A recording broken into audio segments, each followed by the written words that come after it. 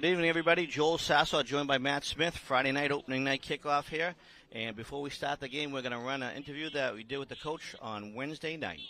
Head coach Mark Betancourt. I'm joined tonight by head coach, Peabody Tanner's football coach, Mark Betancourt. It's about 48 hours before opening kickoff. Mark, what goes through a head coach's head 48 hours before game opener?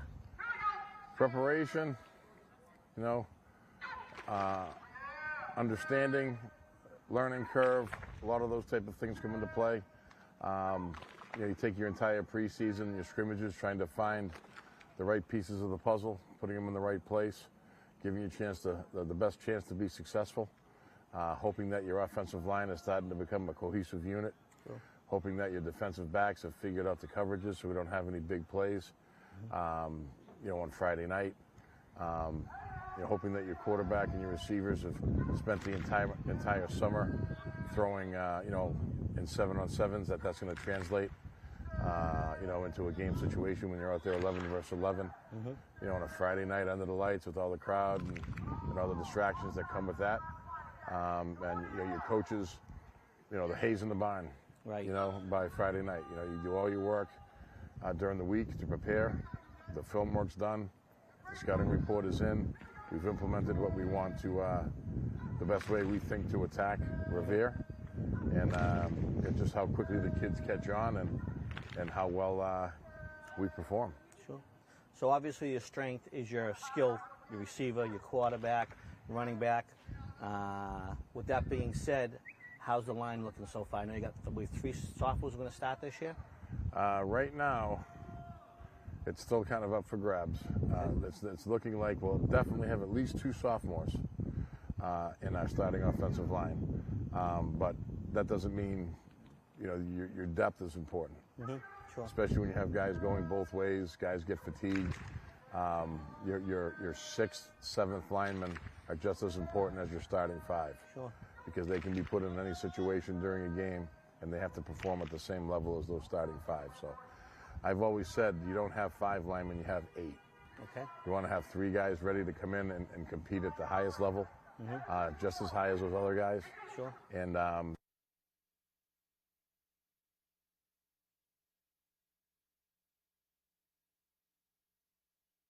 not miss a beat. But definitely our strength is our wide receiver core. Alex Silver, our running back, Shea Lynch, our quarterback. Yep. The experience of Danny Barrett, Eli Batista.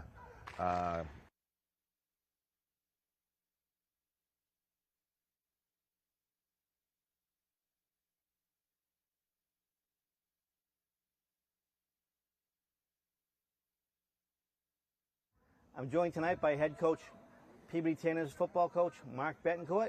It's about 48 hours before opening kickoff. Mark, what goes through a head coach's head 48 hours before game opener? Preparation, understanding, learning curve, a lot of those type of things come into play. You take your entire preseason, your scrimmages, trying to find the right pieces of the puzzle, putting them in the right place, giving you a chance to, the best chance to be successful, hoping that your offensive line is starting to become a cohesive unit, hoping that your defensive backs have figured out the coverages so we don't have any big plays, on Friday night. Hoping that your quarterback and your receivers have spent the entire summer throwing, in 7-on-7s, that's going to translate, into a game situation when you're out there 11 versus 11, on a Friday night under the lights with all the crowd and all the distractions that come with that. And your coaches, the haze in the barn, right? By Friday night, you do all your work during the week to prepare. The film work's done. The scouting report is in. We've implemented what we want to, the best way we think to attack Revere, and just how quickly the kids catch on and how well we perform. Sure. So obviously your strength is your skill, your receiver, your quarterback, running back. With that being said, how's the line looking so far? I know you got, I believe, 3 sophomores going to start this year? Right now, it's still kind of up for grabs. It's looking like we'll definitely have at least 2 sophomores in our starting offensive line. But that doesn't mean, your depth is important. Sure. especially when you have guys going both ways. Guys get fatigued. Your sixth, seventh linemen are just as important as your starting five. Sure. Because they can be put in any situation during a game, and they have to perform at the same level as those starting five. So I've always said you don't have 5 linemen, you have 8. Okay. You want to have 3 guys ready to come in and compete at the highest level, just as high as those other guys.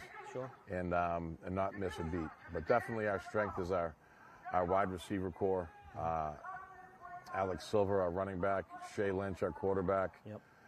The experience that Danny Barrett, Eli Batista, Colin Ridley bring to the table hopefully pays dividends to us. Yep. And getting back Jace Dooley from Essex Tech, he had a lot of experience playing over there for the last 2 years. You hope that all of that comes together and puts together a solid offense that can put some points on the board.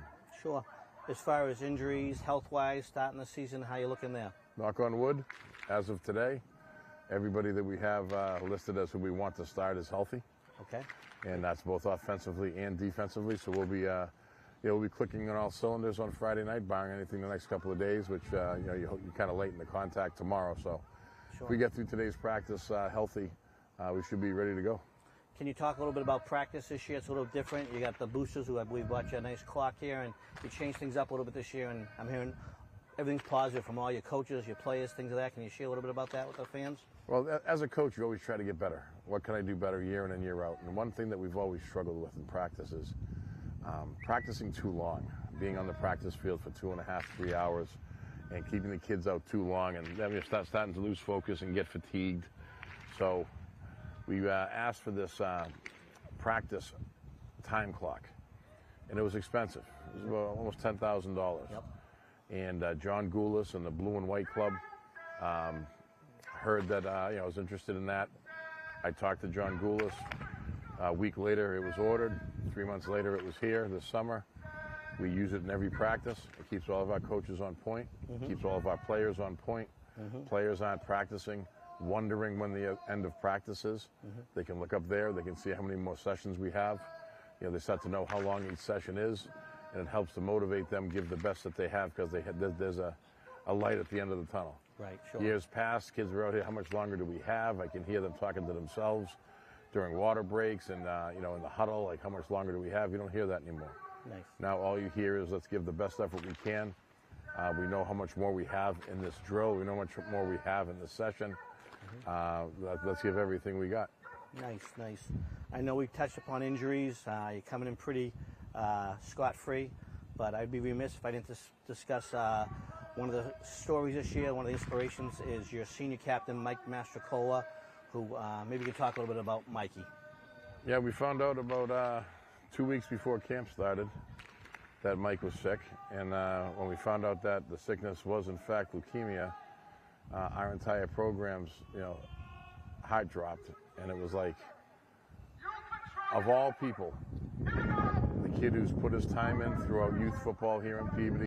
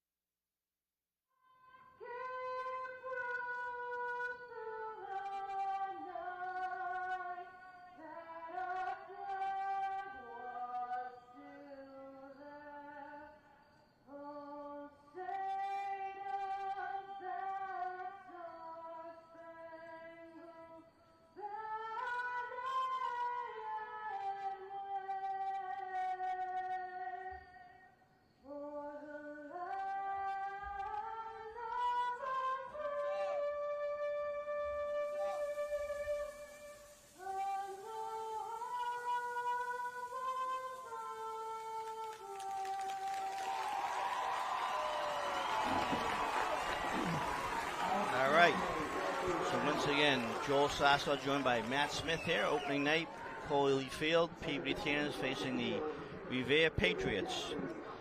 How are you doing, Matt? Good, Joel. Good to be back. Friday Night Lights. I love it. Absolutely. Great weather and a lot of anticipation this year heading into the game. Peabody did not make the playoffs last year, but they finished very strong, had a winning record, and a lot of returning offensive weapons and also on the defense. So, as I said, a lot of anticipation. It's going to go through the offense. It's going to go through Shea Lynch, as most of us know.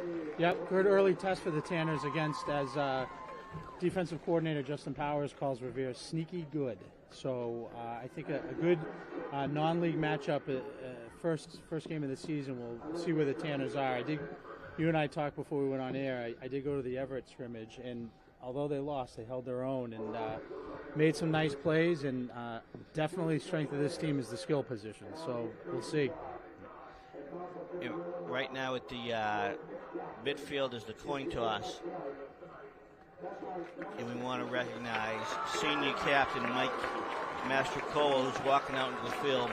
Mike's tremendous story. Played youth football, worked his rear end off, played last year. He was elected as a captain by his teammates, and unfortunately Mike came down with leukemia shortly before the season started.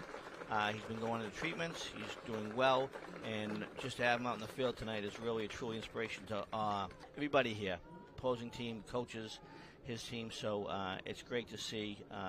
We never thought in a million years Mike would be able to join us tonight. And hats off to him and his battle, and to his family, and to the entire Peabody community and the entire football community. Everyone's really stepped up. Nice round of applause here by the crowd as he was walking out. Yeah.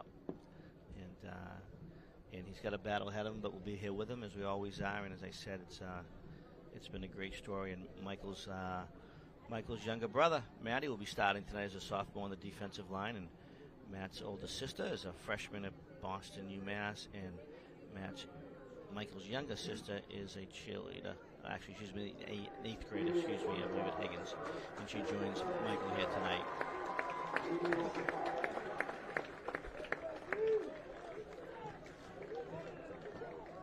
So while we're talking about captains, we'll announce the other four captains on the Peabody Tanners this year. We've got number 11, number 7, Shea Lynch is a captain. Danny Barrett is a captain. Number 5, Alex Silva's out there. Yeah, and number 1, Giovanni Guglielmo. Guglielmo. It's easy for you to say. Yeah. If I don't get his name right, I'll be in trouble. Yeah. But so 5 captains, and we've all the seniors except for Alex. Alex is the starting running back, and as I said, it's going to be really interesting, to see where the defense and the offensive line has come together, because we know that the skill positions are there. You got Jay Stuhlweg, you got Danny Barrett, Eli Batista, Colin Ridley. I mean, all four of them can put it in the end zone at any given moment in time. So. Yep, and without injuries, that offensive line struggled a little bit last year.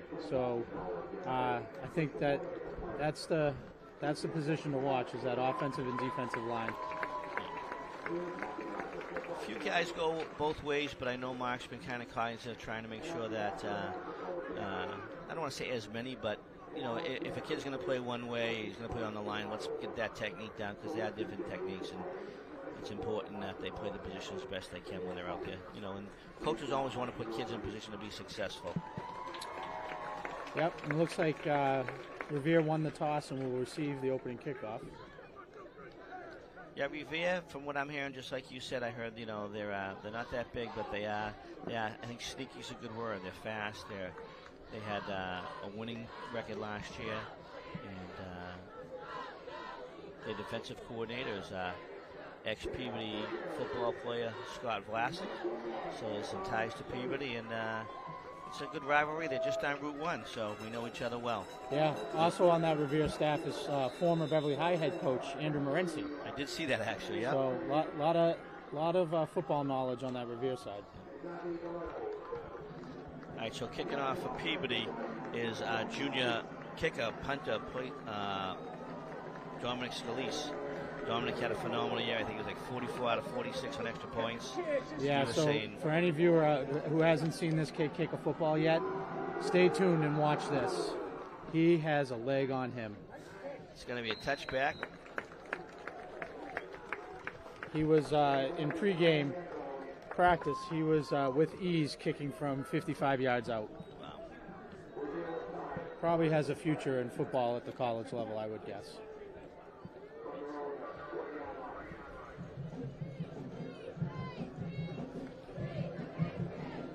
So number 75, Alex Jackson. He's a sophomore. Big kid.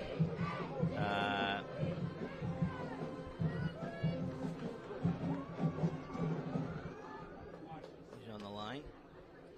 Number 55, Jimmy Festa, sophomore linebacker. Who played really well in the Everett scrimmage.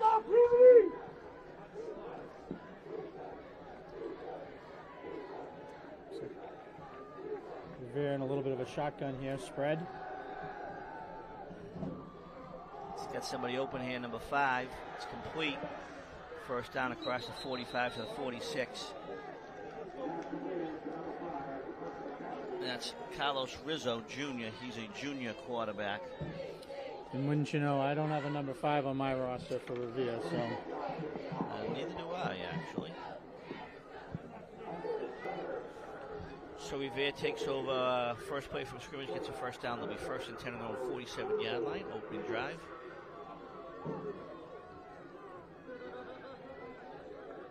Peabody strength is probably their secondary, their safety, defensive backs. You heard Coach Betancourt in that pregame interview with you talk about big plays, and that's probably not happy with the first play of the game there for a 20 or so yard gain.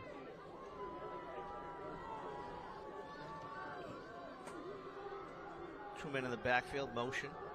Up the middle, number 3 getting tackled by the Tanners, and that's the captain for Revere, Captain Sammy Elisari, senior running back.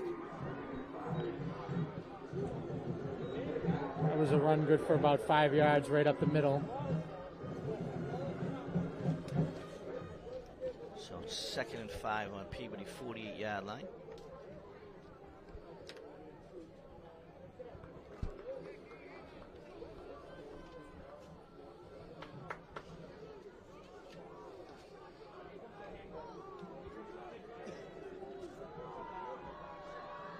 Motion.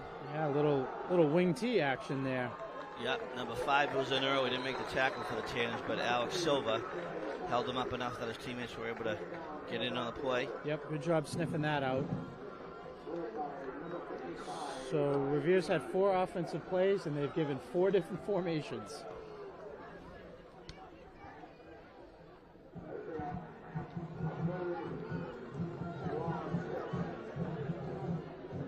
That's going to be a loss on that play. It's going to bring up a 3rd and a long 7. Got to get to the Peabody 43-yard line. Revere back in that sort of wing T formation. Yeah, one receiver split wide, look right. Handoff up the middle. Great, good nice job. Tackle. Number 1 on the play there for the Tanners. That was Giovanni. Yeah, Guglielmo. great play. Good stop. Giovanni had a great season as a junior, so I'm looking for big things out of him. He does a good job of shaking off tacklers and getting to the ball carrier. Looks like Revere's going to go for it at about 4th down and 5. Yeah, 4th and 5 for the Peabody 48. Aggressive.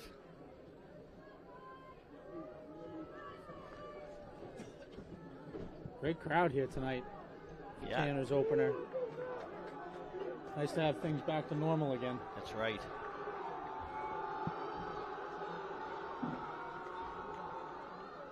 Number 7, he's got the receiver. Number overthrows him.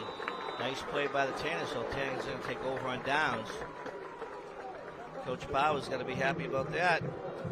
Yep, he was chatting with him pregame, and his goal was to have Revere's first offensive series just to get a stop. Didn't matter where it was, but just to get a stop, and he did that. Yeah. Good job.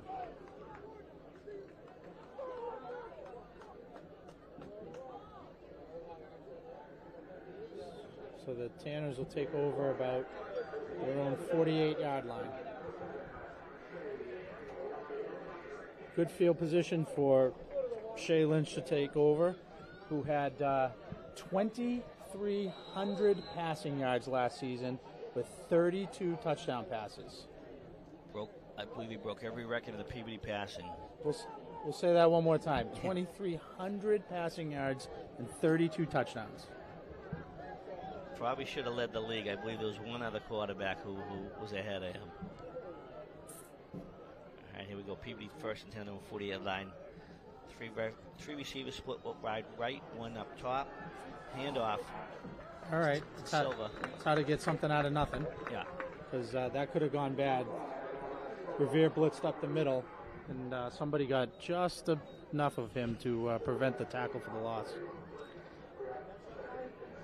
If Peabody can get any sense of a running game, I know Coach Betancourt really believes in Silva, but if they can get anything at all from their running game, it's just going to open up that passing game so much. Yeah, you're 100% right. It's the key to this season because everyone knows that Peabody's going to throw. Right. Question is, can they run it?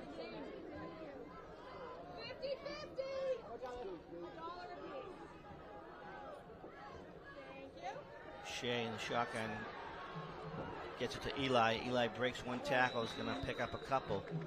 It's going to bring up a third and probably about four. Okay, manageable. Yeah. So Shea and Eli making something out of nothing there, basically. They've been together for a couple of years, so they know each other very well.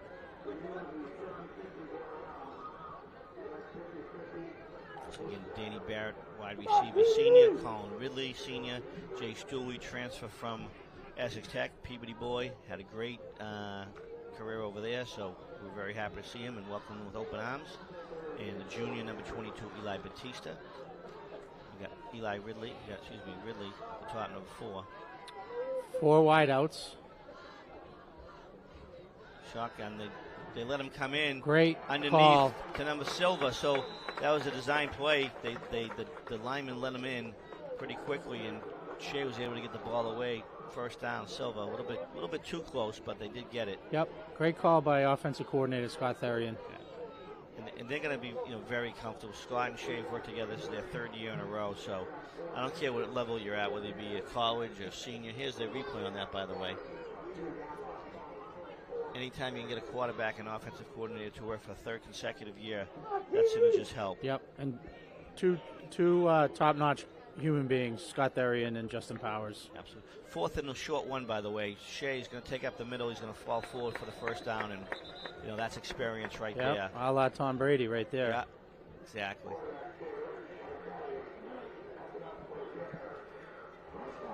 So first down on the Revere 41-yard line.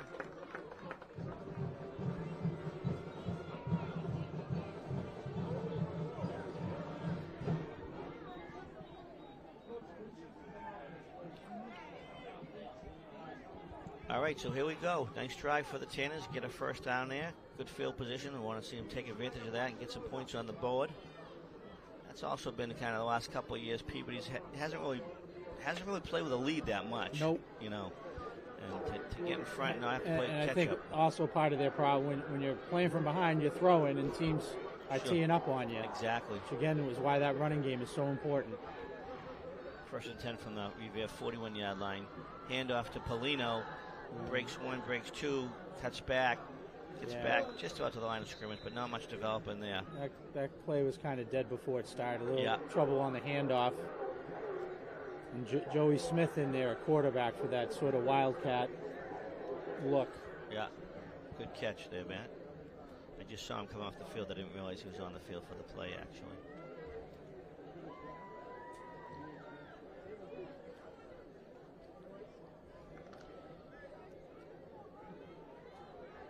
So Polino's back in the backfield with Shea. Danny Barrett up top. 3 down to the right side, bottom of the screen. Shea gets really pressure right away. Wow, they didn't. I'm stunned they didn't blow the whistle. Didn't blow the whistle either. I mean, because that's what you're trying to. The whole thing about high school football is avoiding injury, and I was shocked too. I mean, they were right on him too. He had no time. That's the example we have. Good for Shea for getting rid of that, but but that's all on the offensive line. They got to give him some time. They got to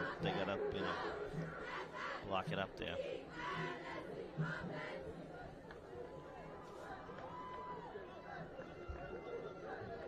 So that'll bring up about 3rd and 9, close to 10.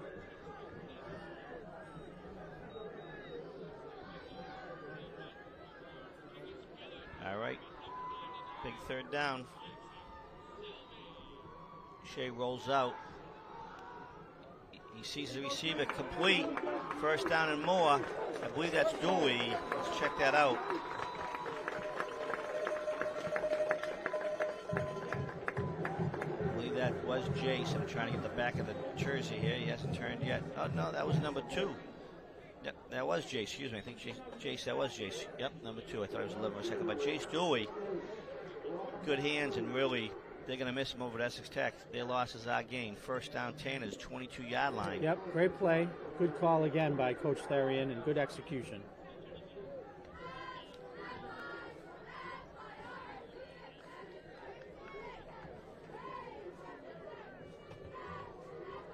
So Shea basically 99% of the time will take the shotgun. He did ask Coach Therian if they'll ever be under center. They will, very rarely though, in those 4th and 1s, things of that nature, but 9 times out of 10 he's going to be in the shotgun formation. Good snap, good read, he's looking. Oh, he's got Ridley over the middle.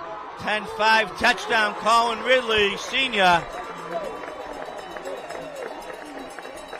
So there you go, folks. That's number 1 in the season for both Ridley and Shea Lynch.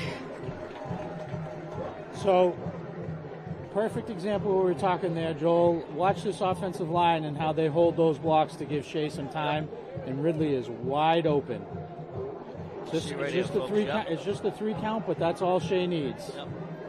He just scouts the whole field, and you'll see Ridley cut across, number 4. There's that pocket forming. Yep, and he gives him the look, and he hits him. Great job by the offensive line there and by Ridley to break that tackle. And great to see Colin on the field, because Colin had a little mishap last night. Let's just say he was at the doctor's office making sure his legs were going to work okay, and according to what I just saw, he's okay, so that's nice to see.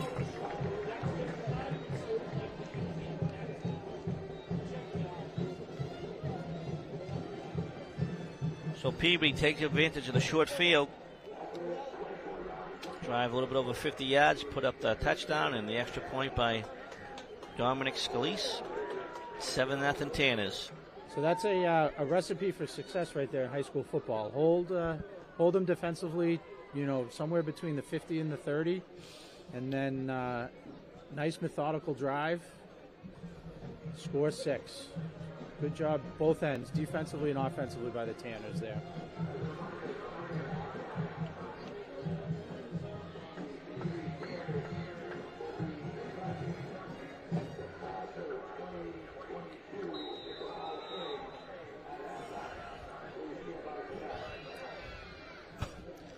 Shout out to PATV. Get their cameras out there tonight. A lot of different angles. We'll talk about some of those shots during the game here.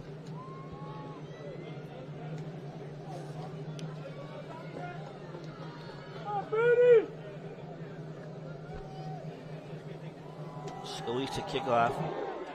Revere's back on their 5-yard line. Stayed in bounds. We got the Peabody roll there. Home field roll. Goes up the corner. That's some good yards. Out to the 25, 26-yard line for the Patriots. So that looked like my sandwich right there. Got it right to the corner, spun it, kept it in bounds, and pinned them in the corner. Coaches probably would rather that tackle be made a little bit earlier, but couldn't ask for a better kick.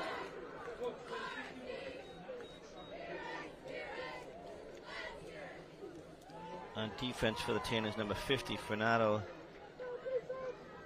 Lima. Defensive lineman. Let's go, Peabody, get in there! You got Silva, he plays both ways, number 5.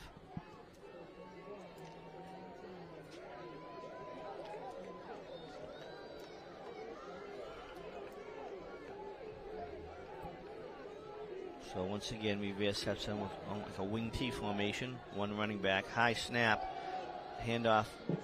Defensive lineman for Peabody do a great job wrapping them up. Looks going to be like a good job by the Revere quarterback just to handle that snap. Yeah. That was about 3 inches from going over his head.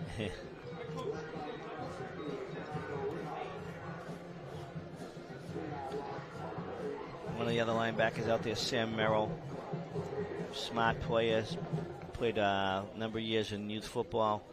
Smart ball player. Coach Betancourt talked about him a little bit earlier. Tough kid. Not the biggest linebacker, but smart. Knows where to be.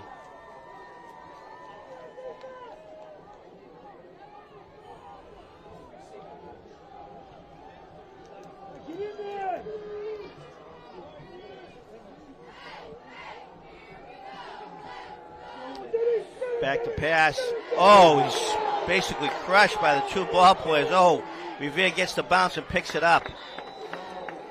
Peabody had a shot at it.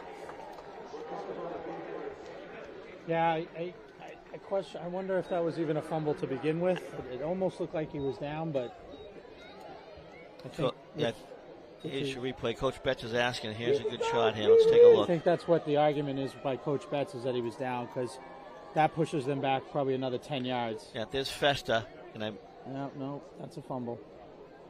Festa started, and then he was Jose Lendor. Really just crushed him. All right, so it's pickup of a couple. Going to bring a 3rd and 8 from the 28. 3rd and 8 for Revere. Peabody defense got him in the 3rd and long again, which is right where they want him. Yeah, our strength is our secondary, although the line is doing tremendous tonight. Wide handoff going wide. Nowhere. It's going to be wrapped up for a loss of 3 or 4. So Peabody defense doing a great job of pursuing. No missed tackles. The first guy's usually getting them.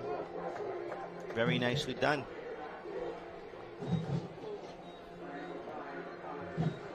Looked like that tackle there was made by Alex Silva. So I'd say another strength of these Tanners is their special teams. They have about 3 kids who could run a kickoff or a punt back for a touchdown at any time, or a kickoff. Yep, we were talking earlier before the game, and like you said, Matt, I don't know if there's a special teams players better than the PB Tanners.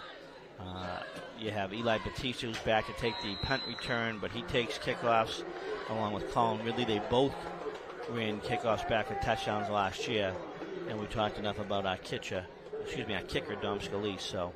So speaking of Dom here, Joel, you probably didn't know this, but we have a PAT, we have a historian.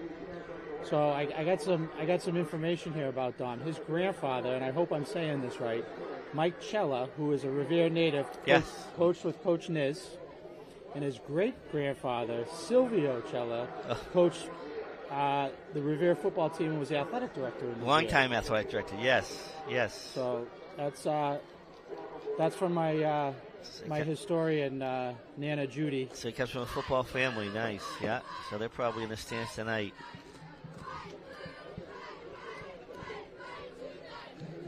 So once again, shout out to PATV. We'll get a shot sometime during the night of Captain Mikey Massacola on the sideline, down by the end zone there. All right, so here we go. Back to punt for Revere. I believe it's number 15, Joey Smith, but excuse me, that's R15. Yep, that's Joey. That's 15. Javen Close. Nice kick. Good kick. Eli's going to let it bounce. Get out take of the a Peabody way bounce. It's down on the 48-yard line, so Peabody's going to start off with extra position once again. So that's actually a smart play by Eli. It probably doesn't go noticed, but he feels that he's dead. He lets that go. He gained 10 yards. Like, smart, knowing where you are in the field, when to catch it, when not to catch it. That's a tough thing to do for a high school kid. Yep. And you saw we briefly there, PATV got a camera at field level for some unique shots.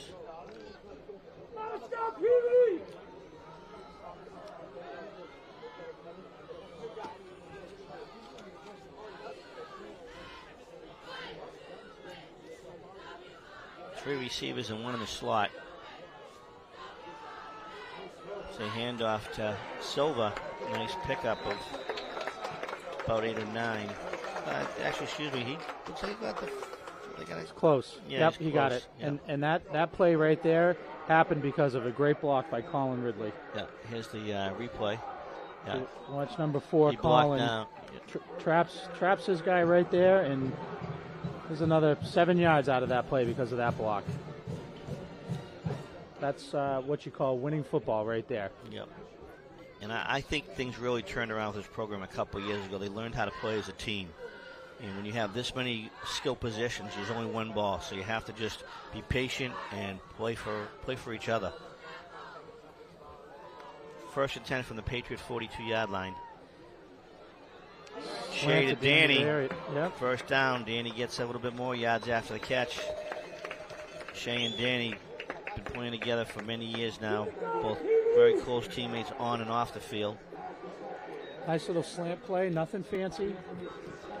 1st and 10 from the 29-yard line of Revere. There's a replay there all day long. That play right there is a direct result of what you get with a little bit of a running game. You know?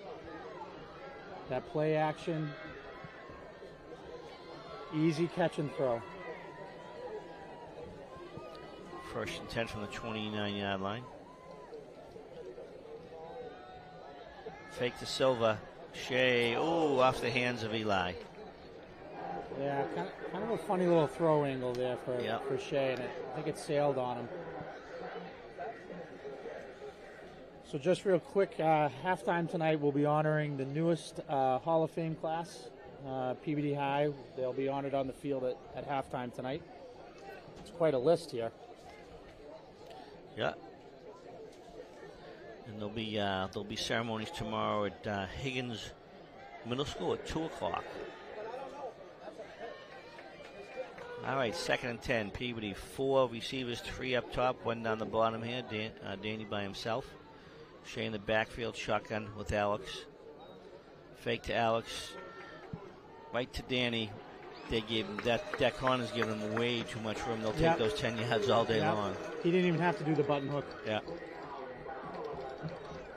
That looks like it's going to be the last play of the quarter. So after 1, they're going to wind the clock. Yeah. Yes, they are. So after 1, you score Peabody 10 is 7, Revere Patriots 0. So a nice opening quarter for the Tanners here. I want to give a shout out this November. The Peabody Veterans Memorial High School Air Force Junior ROTC is competing in the Junior ROTC Raiders Nationals, which is a physical fitness obstacle course competition in Georgia. They are taking 25 cadets by way of Washington, D.C., where they'll also enjoy some of our country's history. The travel and lodging costs are substantial, but with the community's help, we can make this trip a reality. They will be holding a fundraiser this coming Tuesday, September 13th, at the Danvers, Texas Roadhouse Grill, and the Portuguese American War Veterans will be holding a fundraiser dinner for them on Friday, September 23rd. For more information, please reach out to Lieutenant Colonel Ray Erickson at PVMHS.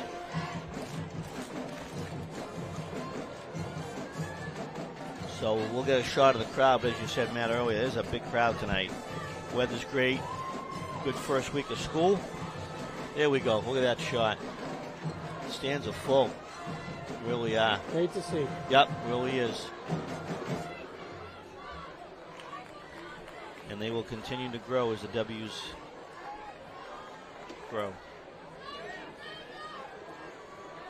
All right, so Shea's going to bring in the call from the sidelines from Coach Therian.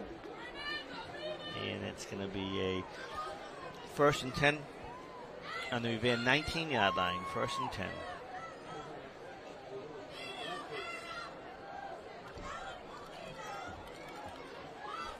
Nice to see the Tanners shake it up a little bit here. You got Eli, Colin, and Jace. Oh, quarterback sneak up the middle. Shakes a couple. Who's going to reach out for the 1st down. He might be about a half a yard short, which isn't the worst thing in the world. Yeah, no, I'm okay with that play. Yeah. You know, Shea can run. Big, strong kid, tough. I'm okay with that play. It's going to be a 2nd and 1 on that 10-yard line. So Peabody pretty much can pull whatever they want out of their play bag of tricks here.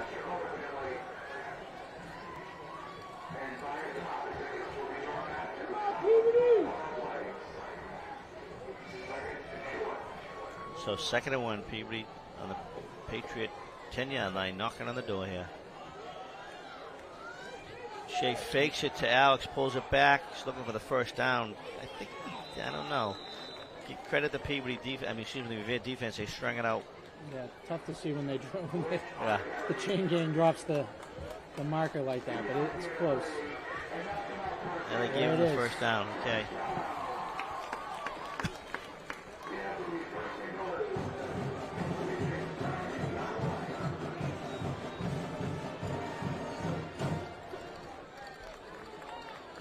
So Peabody 1st and 10 on the Patriot 9-yard line, leading 7-0 here. Opening minutes of the 2nd quarter.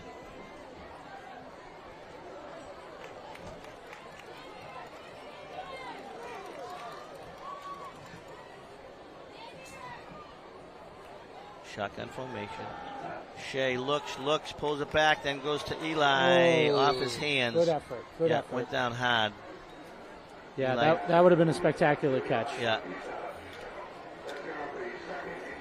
Shea did a nice job just to scramble out of trouble, but he had to get rid of it quick and just a little too much on it. Yeah, he did. You know, all these receivers are tough on themselves. You know, the competition internally, it's all, you know, for the right reasons, but they all feel they should be making every play. So. Well, I mean, last year, Barrett, 639 yards, Batista, 649 yards receiving, so. You're throwing a little Ridley and a little Dooley, and there you go. Yep, that's a healthy competition right there. 2nd and goal from the 9. Shea in the backfield with Silva. He's looking. He's still looking. Rolling out. He's got Danny in the end zone. He's got a touchdown. Danny Barrett, his first touchdown of the season. Touchdown number 2 on the night for Shea Lucky Lynch.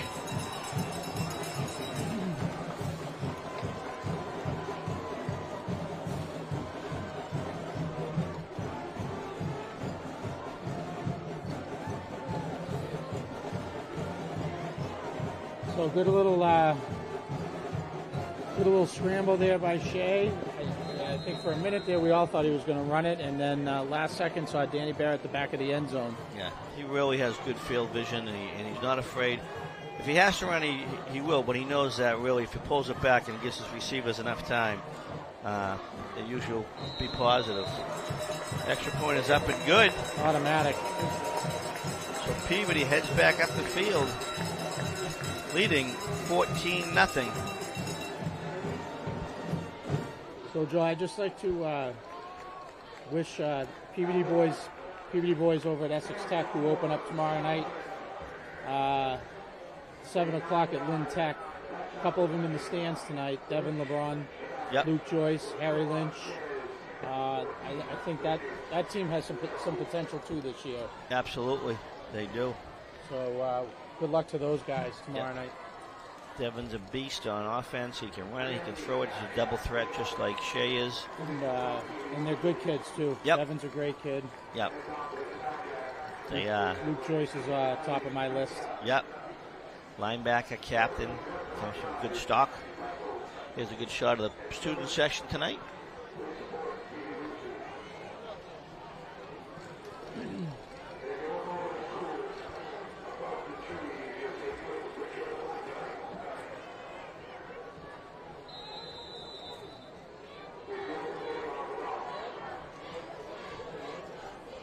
I don't know that coaching staff could script up that first quarter, first half any better. I know it's we've been doing this games for a number of years here, and it's not strange to be up, but it is strange to be up. First game 14-0. It's you're trying to be comfortable here, Yeah, and what's encouraging is they did it with long, sustained drives. There wasn't a kickoff return. There wasn't a funny play. It was, real football, sustained drives. Yep, defense doing a good job of getting the ball in good field position for their offense. Good play calling. Yep. Number 24, Alan Polino on the tackle. Good to see Allen out there. Allen had some tough times last year. Really wasn't able to get on the field for a number of reasons, but he's a senior, and he's had good career. So good to see him be able to out there senior year. Like I said, a lot of leadership this year. Once again, a good shot. Must be Gold Knight. It looks like Peabody Gold Knight. There you go. Either that, or those kids think they're at the Fenwick game. Yeah. A quick out-of-town score tonight. We got St. John's Prep kicking off tonight at home, and they're up 28-8 against Mansfield. All right, so here we go. Revere breaks the huddle, 1st and 10 from their own 22-yard line. Handoff. Oh, right on it, Festa, 55. Peabody defense really doing an excellent job up front. Yeah, so that's 2 solid plays by young Jimmy Festa early in this ball game. I know, what is he, only a sophomore, but not playing like a sophomore tonight. Yep, absolutely.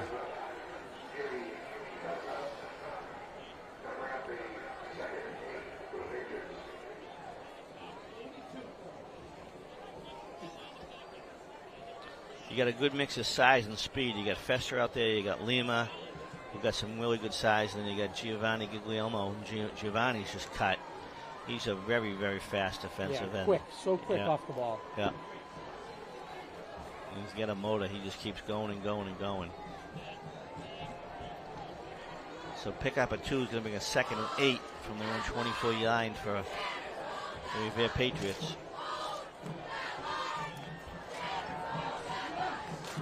Pass is complete. Going to be short. Tackled by number 27, Donnie Kavanaugh. Donnie Kavanaugh, he's a junior linebacker. He got good playing time as a sophomore, so he's definitely a veteran out there. Here's a replay there. You'll see. Good play call there by Revere. Yeah, well executed. Just a little bit of a slant. Peabody was given a little bit of a cushion. They took advantage of it. Quarterback put it the only place really where he could. So give him some credit. That's a 1st down for Revere. 1st and 10 from the 32-yard line. 9:20 left here until halftime.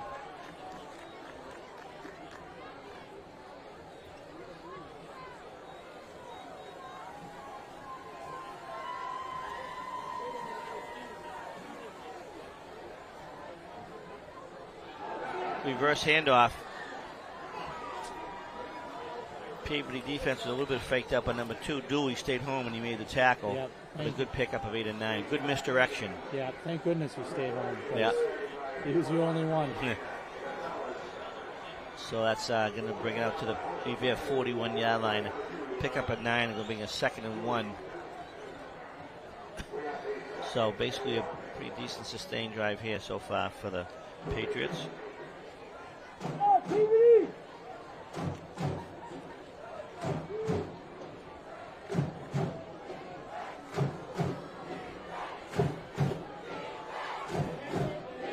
Second and 1 on their own 41. Man in motion, hand up straight up the middle. Bounced off, nice play, tackle made by number 27, Kavanaugh. Yeah, and initially hit there by Giovanni, who hit him while being blocked, close to a hold. I think good call, ref nice. Should have called the hold there. Yeah, nice play by G. But he was able to force that play out wide, and help was on the way. Yeah. Look at that moon right across the way there, Matty. Nice September moon. Yep. It's like Halloween. Couldn't be a more perfect night for football. And looks like going to be a timeout. Timeout Revere. While I have these moments, I just want to give a special thanks to our sponsors. DC Rentals specializes in event communications, including two-way radio rentals, security cameras, event production, trailers, and more. Lynn's Ladder and Scaffolding Company, home for all your ladder and scaffolding needs. Gravac, technology consulting agency focusing on the design, development, and implementation of technology-based solutions. And special thanks out to our newest sponsor, Londy's of Peabody, offering out-of-this-world pizza, roast beef, subs, dinners, and more. And there's that shot of the moon there. Nice job, PATV. If you or your business would like to become a sponsor, please reach out to us here at PATV. Also, volunteers. Do you love sports and want to get involved in your community? We're looking for volunteer camera operators and announcers. If you're interested, please reach out to us. And lastly, did you know you can purchase a copy of today's game for your archives? Head over to our website, www.peabodytv.org, to place your order. And once again, we'll give a shout out to the crew tonight. We got Hector Garcia, Julia Leet, Angela DeAngelis, Cassandra Saray, Cindy Encarnacion, David Marin, Sophia Gomes, Erin O'Brien, Dan Murphy, and Steve Valenti. Without those people, it would not be possible to have their broadcast. So once again, shout out to the PATV crew and the great work that you do. New sponsor. I love it. Roast beef place, too. Yeah, right down the street.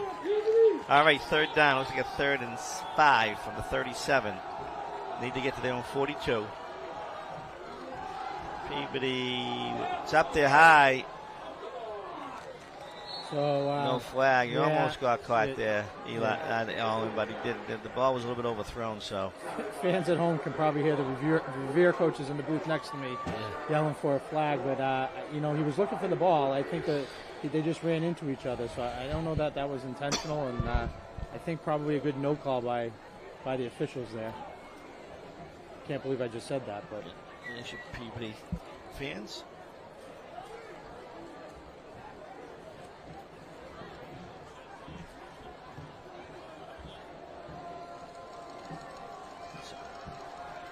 So 4th and 5, they are going to punt it. Number 15 gave a good boot earlier tonight. Javon Close. Back to receiver for the Tanners, Batista. Eli's back in his own 35-yard line. Flag on the play. Probably motion. It is a legal procedure there. So 5 more yards. Back him up. That's a tough penalty to take there.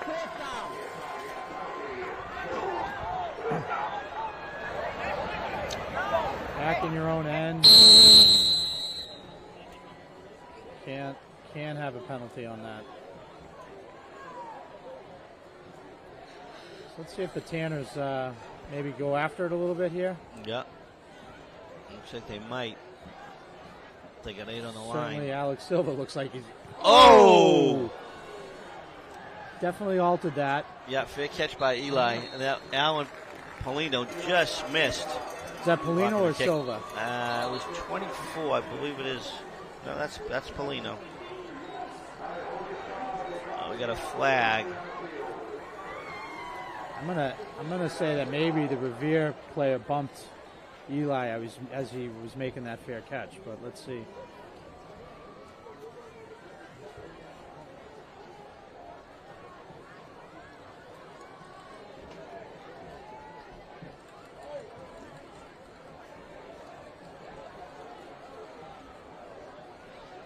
A lot of discussion here. I don't think they gave him the room to make the catch.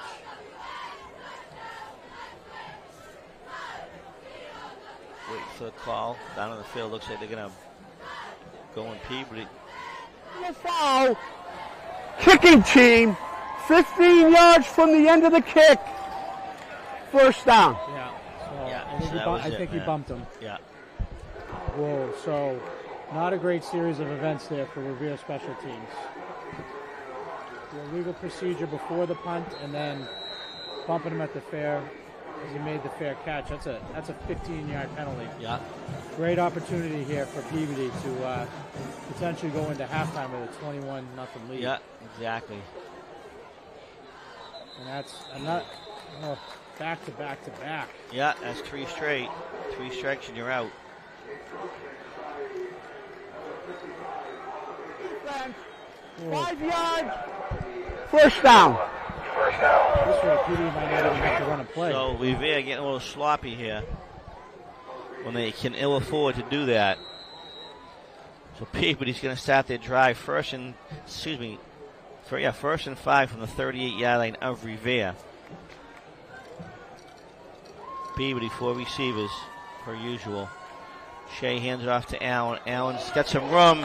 He might have the corner. He's going to go. Alan Polino, touchdown. Oh, flag. We got a flag on the play. And I say hands on the helmets of the Tanners. So yeah. Plus, that's in the area of what would be a hold. Yeah. Yeah, I got to call a hold. Coach Betancourt telling his offensive line just to take the penalty and be quiet. So, all right, we'll run it back, but nice to see Allen get out there and put his sprints on. Yeah, he turned on the jets. Yes, there. he did, wow. Yeah.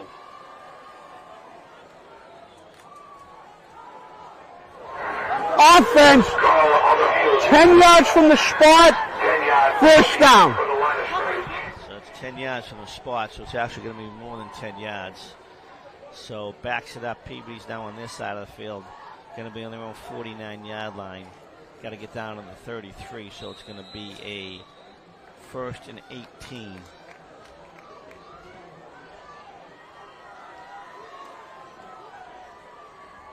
Danny breaks the huddle. 2 receivers wide right, 2 receivers wide left. Offsides. Must be a hard count down there because that's Shea's getting them. Just 5 yards, first down. I don't understand it. I don't understand it. Yeah, they're in a shotgun. I mean, why are you jumping off sides? Yep. And these are mental mistake flags. Yeah. These aren't physical mistake flags. This isn't like, a holding, or these are controllable penalties here on Revere's part. Okay, so Peabody breaks the huddle. 4 receivers, 2 wide left, 2 wide right. Single man in the backfield, Polino with Shea. Revere comes in, but Shea gets the corner. He's going to tuck it and run. Not his first choice, but he picks up a couple. It's going to be a 2nd and about 9. So nice job by Shea. Veteran presence there. Good shot of you. Peabody fans tonight. I could shout out a few names, but I will not do that. All right, so we got 3rd and 9, Peabody from the 42-yard line.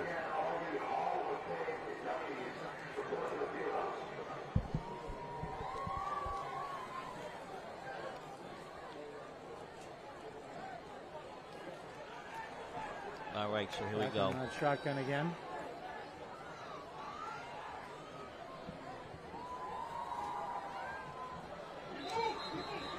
Yeah. Their coaches telling us to call before it is in the box next to us. Unfortunately, though, I think they're right. Yeah. I think at this point they know it's really a critical point in the game for Revere. They really want to keep us out of the end zone, and if they could, no points up on the board. Looked like Danny Barrett just flinched. So, Joel, I don't know if you know, but we're in the presence of greatness up here in the booth. I believe I just saw her. Yep, legendary coach Jane Heil. Yeah. My guess is she's probably the MC for the Hall of Fame ceremony at halftime. Absolutely. Longtime girls basketball coach, Peabody High. And in the Hall of Fame, like you said, I think the Coaches Basketball Hall of Fame. All right, Shea's going to roll it. He's got a blocker in front of him. He's going to complete it to Jace. Jace shakes off one. He's cutting across the field. So it's going to be positive yards. Yep, I like the effort. Probably lost about 4 yards there cutting back, but I love the effort. So that's going to be on the Peabody the Revere 40-yard line. Here's the replay. So let's see. Shea rolls it. The ball was caught. Yeah, it looks tough to tell. He was about the 37. Yeah, he did lose. Looks like a design roll out there. Yep. All right, so we got a 3rd down on the Revere 40-yard line. It's the 3rd and 7, so could be 2 down territory. Plenty of time. Yep.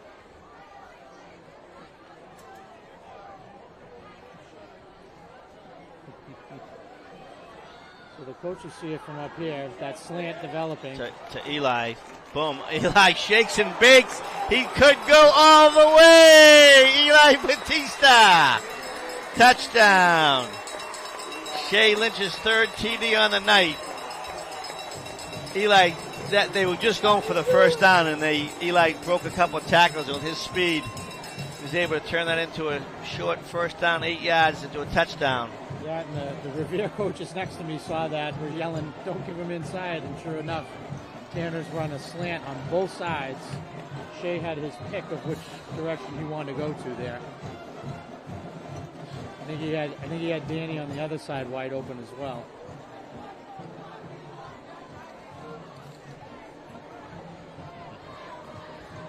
Extra point is good.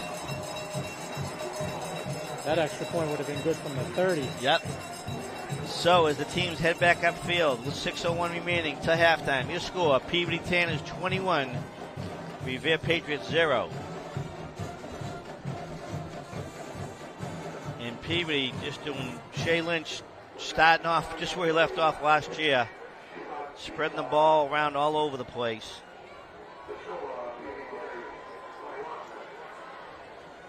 Yeah, the encouraging thing with the offense is it's. I mean, I know that was a big play to score the touchdown, but you know they're in manageable yards and downs. You know, they've been 3rd and short. Shea's run for a couple first downs. It's been long, sustained drives. Yep. Chewing up some clock. Here's that replay, by the way. I didn't mean to cut you off there. We'll get just going for the first down. First guy misses. Second and third guys basically miss. Fourth guy misses. Not great tackling. Yep. You got to tackle. If you're going to go up high against Eli with his shiftiness, it's not going to be easy.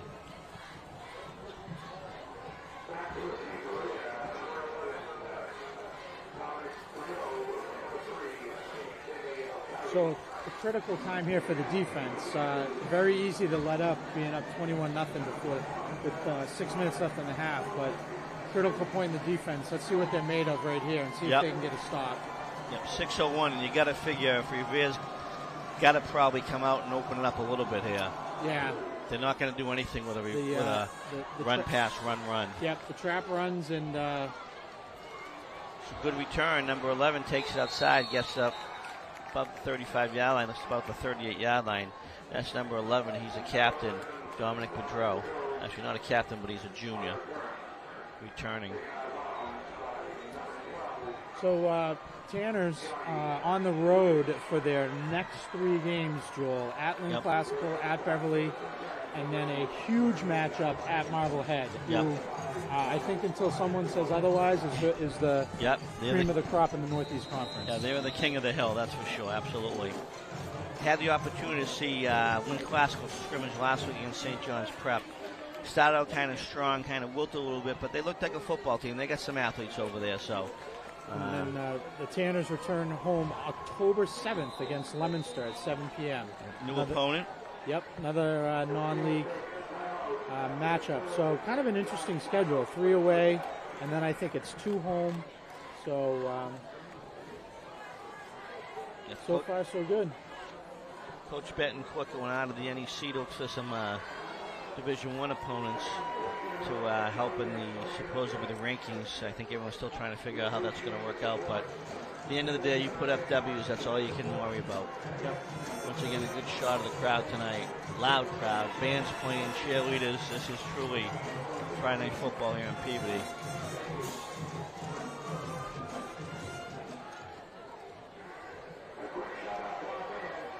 So Coach Powers out there and Coach Lemazzi supporting the team out there.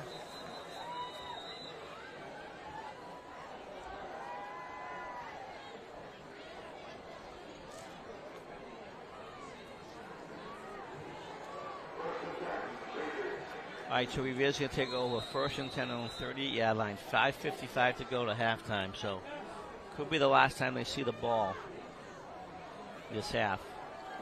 Handoff number 4 goes right left, cuts it up a little bit. Decent game for about 4. Good containment by the Peabody defense. Yep. Again, Coach Betancourt talked about it in your interview. No big plays. Yep.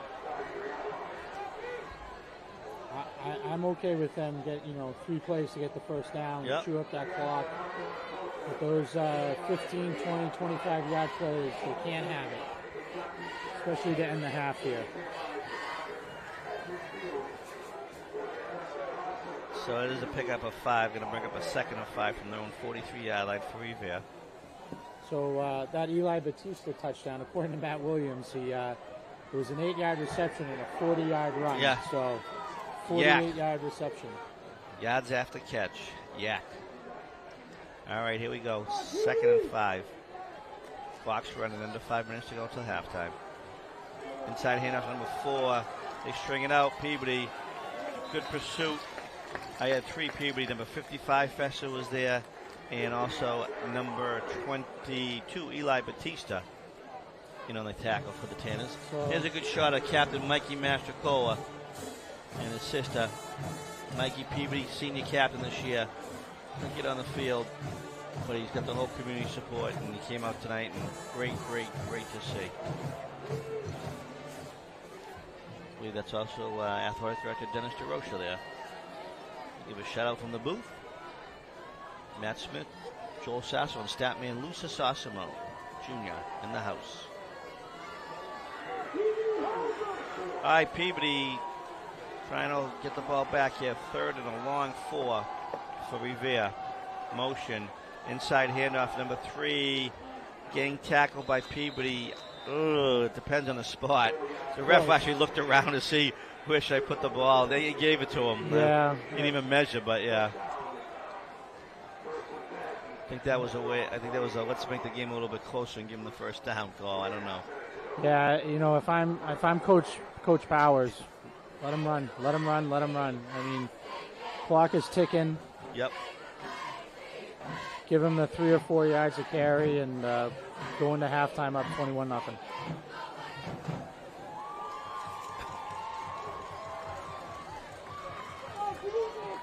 I think Revere probably just looking to put some sort of points on the board here before the half. Yep, 1st and 10 on their own 48-yard line. Inside handoff, reverse. Peavy did a little bit of job staying home that time in the first.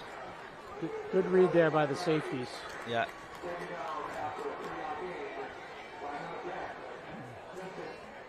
Number 10, Vincent O'Haron on the tackle for the Tanners.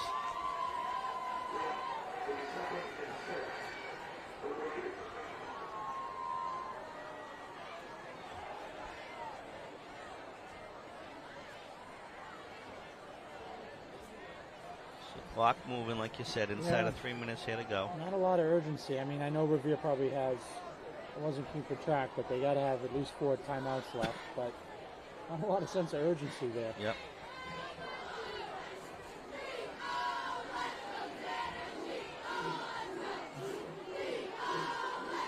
Pitched, number 3 wide. Jimmy Festa in on the tackle. So Festa's having a great game. All over the place. All you see is 55. Yeah, he is flying around. Yeah. Here's a replay.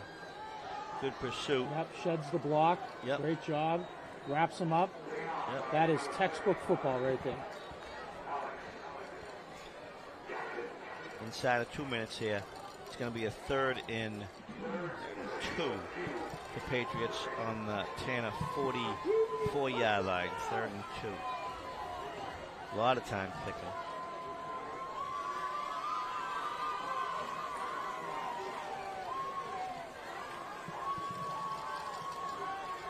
Yeah, this is a little perplexing here, Revere's lack of urgency. Motion up the middle. Trap again. Oh, he just got past Festa. He had him. Yeah, Festa knew he had him. Oh, but the stop was made. But you know what? He impacted that play. Yeah. Slowed him down. Great penetration. So yeah. Timeout Peabody. So Coach Betts calls a timeout. It's going to be a 4th down. So putting some.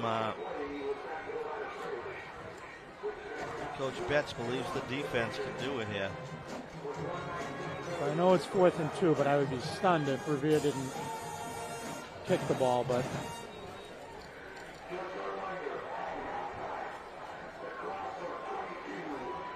great series by the defense here, just, making Revere earn every yard and churning up play clock, which they will take that, like you said earlier, man, we'll take that all game long. So again at halftime, honoring the latest 2022 Hall of Fame class, which we believe is being emceed by Coach Jane Heil. See, one of the inductees is Higgins Middle School teacher Lisa Keene, who I want to congratulate on retiring from teaching in October. I think she might continue as a volleyball coach. I'm not sure, but great person. Great 4th coach. and 1. If he got it by inches. I don't know. Might have been the second effort. I'll give the Revere kid. I think they got it on the second effort. No, turnover. Turnover. Okay. There was that late hit there with him still on his feet. I think pushed him back across. Yeah. I think you're right because he got past first down marker. We'll have to see that replay. I don't know who that was that had that last hit, but that's the reason why that Peabody got the ball back there. Here we go. See if we can see who that was. So there's Fester with the wrap up, and then that last hit right there. Can't quite see who it is, but is it Eli? Just a ball. Huh. May have been Eli, but that's a great defensive series right there. Gives the offense another chance. Yep. Chance to practice a 2-minute offense in decent field position again. 1st and 10 from the own 43-yard line. 1:13 to go. Plenty of timeouts also. Yes. Stunned that they didn't kick that. Yep. Peabody 5 wide. No one in the backfield. Just Shea. This is like Shea's dream come true right here. Offensive line does a good job. They gave him some time to Polino over the middle. He's cutting. Still up. Allen. Down to the 35. First down. Clock will stop on the spot. Coach Betancourt will call a timeout here. Timeout. Coach Betts says that replay. 5 wide. Look at the defense. Look at the offensive line giving Shea time. 1, 2, 3. That's what you need. And this isn't a matter of finding who's open. It's a matter of which open player to throw to. And good job by Allen. Picked up another 9 after the initial hit. Not going down easy.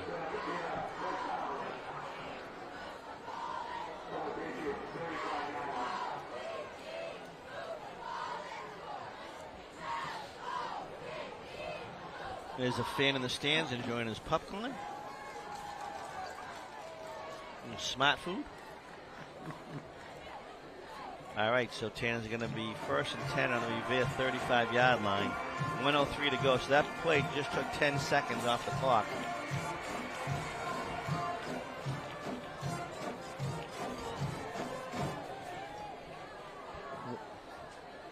They're in Dom Scalise range here, too. Yep. So plenty of options on how to get points on the board here. We'll have to find out what the field goal record is in Peabody. We'll have to get that information. That ball was caught, completed.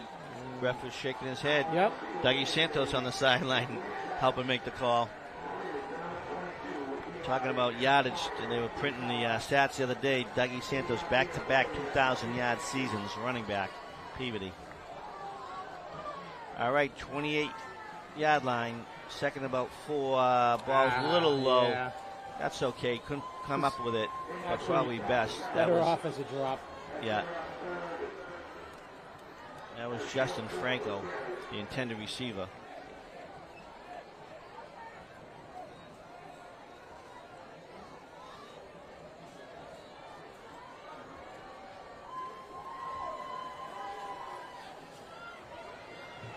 It's like Nick Dresser just checked into the game.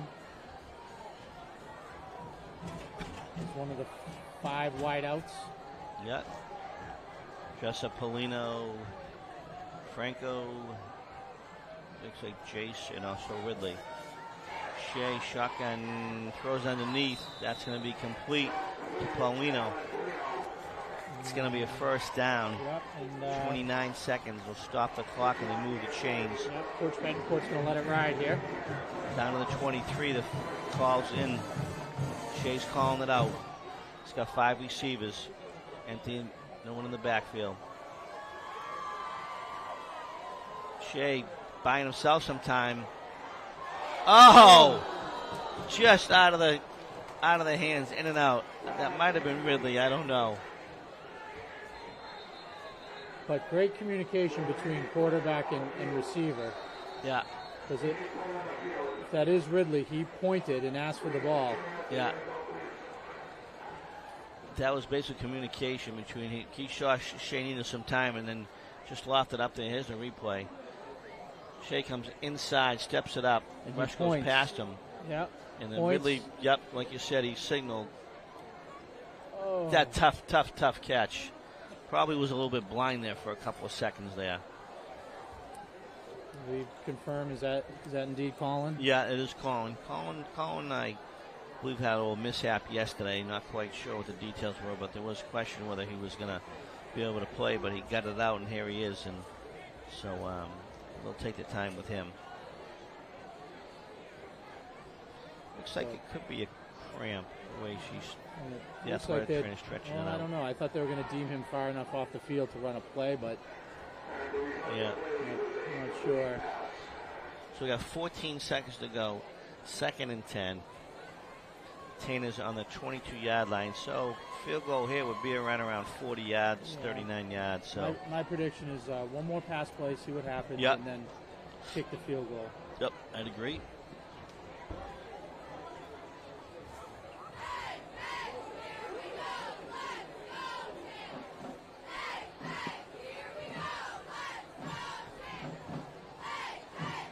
So it looks like they're indeed going to wait for Colin to get out of the way.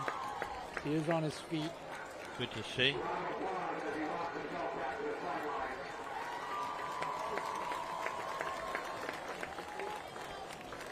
Excuse me. All right. So let's see what the Tanners can do with these 14 seconds to go here.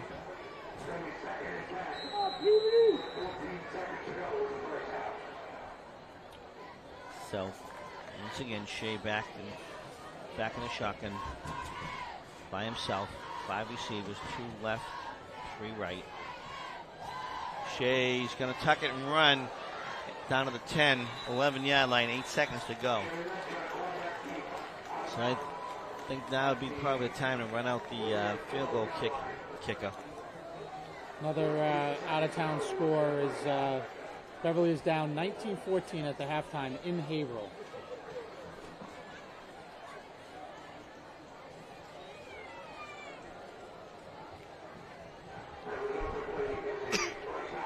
So it looks like Peabody's going to try and get one more play.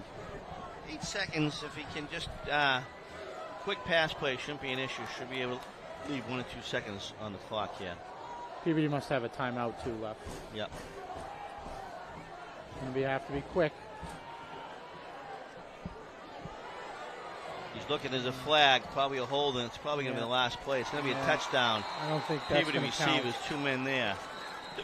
But I think that's coming back. Yeah. Yep. And that'll end the half. It's a hold.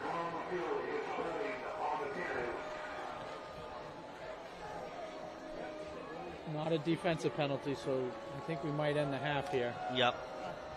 Offensive, yep. So right. One more play, right? Because they can't they get, we have, plays a touch. And that will do it, should do it. 21-0 at halftime, Peabody. Can't end the half of the game on a defensive penalty, but I'm pretty sure you can on an offensive. I agree with you.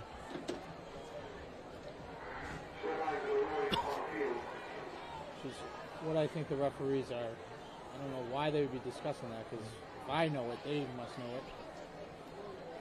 Kind of be shocked if they run another nope. play. They're bringing them back on the field. Let's.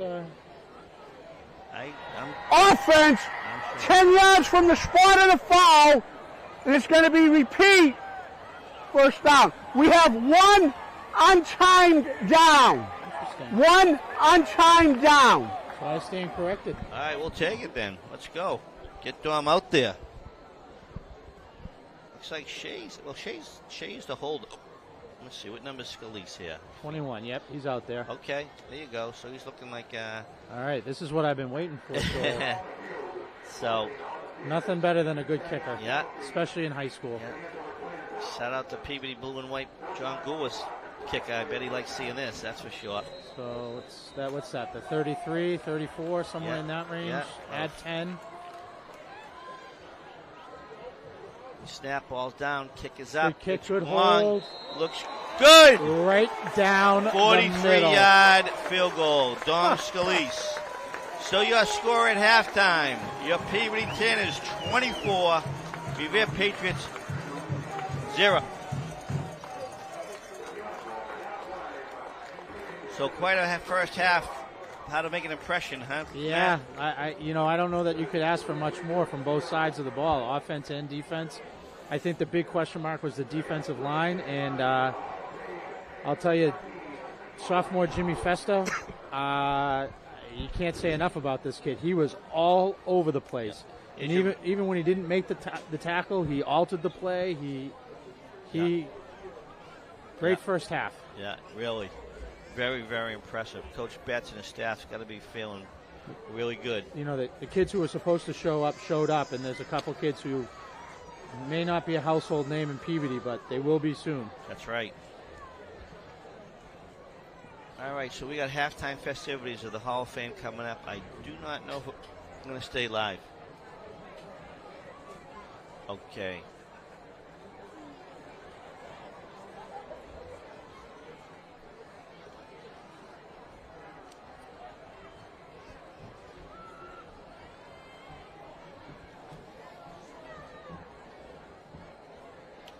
Yeah, so we're going to toss into some public service announcements. Then when we come back, we will recognize the Peabody Hall of Famers who are getting inducted tomorrow afternoon at 2 o'clock at the Higgins Middle School. So we'll be back after these messages from your local public access television station.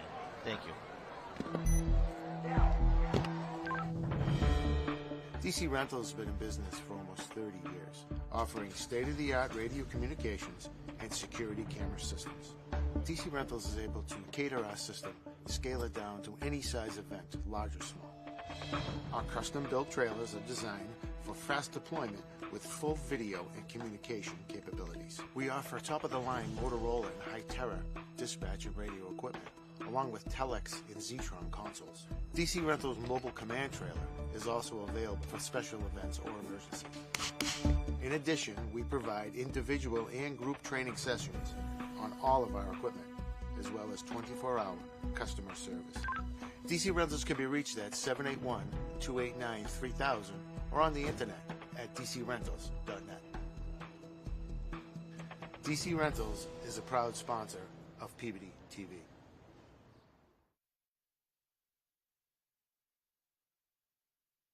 Observe a domesticated human family in their natural habitat, known to their species as the backyard. Hey, you think I should light it now? I think it's good. Yeah?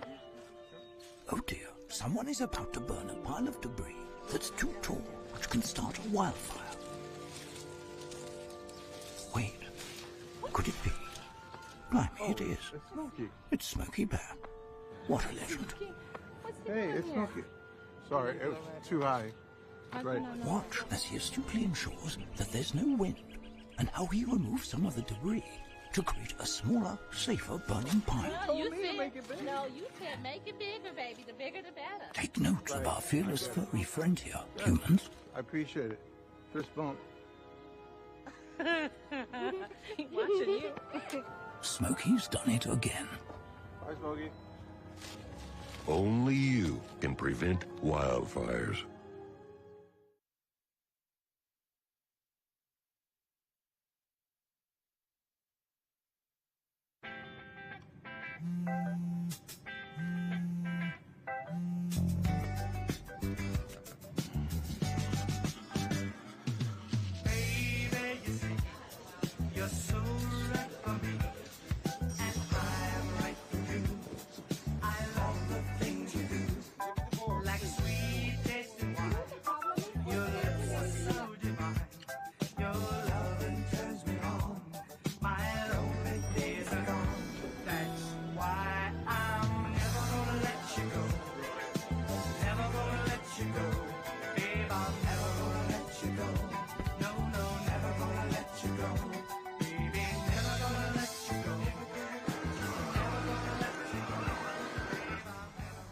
Here you go. Thank you. Thank you.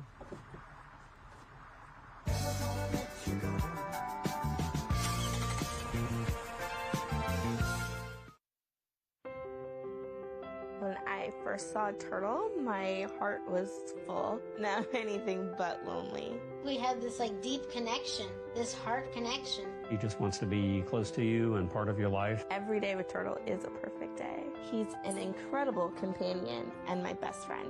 When I'm holding her, it makes me feel calmer. It's a sensory thing. It's a thing with Asperger's. I've seen adults react to my daughter when she has meltdowns, like she's from a different planet. And this little animal just sat next to my child and was just like, it's going to be cool. When I retired from the Navy, I found myself on a void in my life that had been filled by the people that I served with. Tommy really brought an important factor to my life. I think everything he does shows how much he loves us. When we adopt a shelter pet, we discover they're a little bit of a lot of things.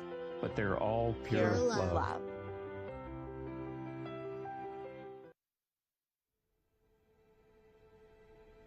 I am what hunger looks like in America.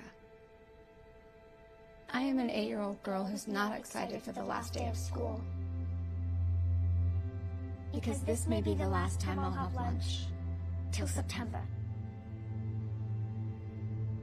I am a single father of 2 who works 3 part-time jobs. And that's still not enough to put food on the table. I am a 16-year-old boy who just got my first job to help feed my little sisters. I was created by artificial intelligence from faces of the 1 in 8 Americans who struggle with hunger. People you pass by every day but never knew they were hungry.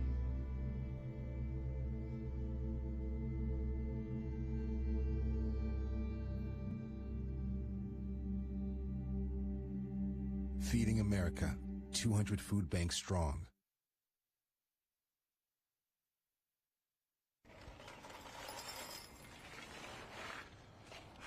Kids! I don't want to talk about it.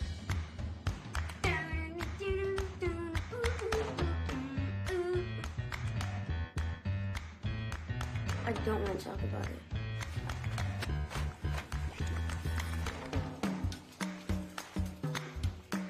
I don't want to talk about it.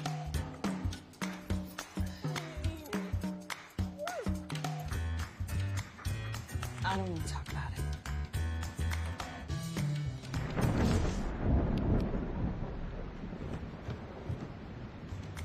Families don't have to talk about everything, but they should talk about how to plan for an emergency. Kids, you all right? This family's prepared. Get tips and resources to make your family's emergency plan.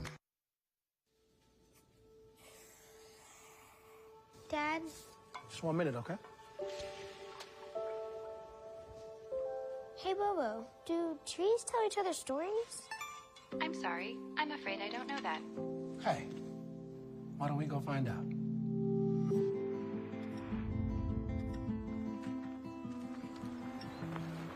Listen. Do clouds take naps? I couldn't tell you.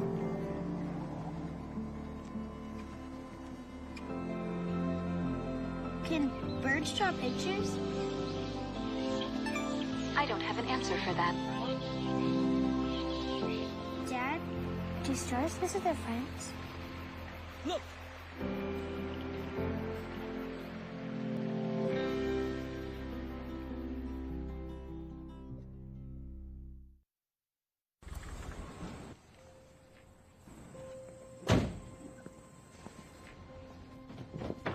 Dad, they took over my bedroom. Come on, come on. Okay, Dad. 1, 2, 3.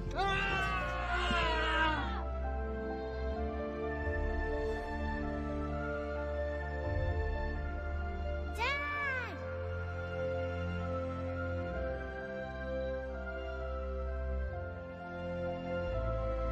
You saved me.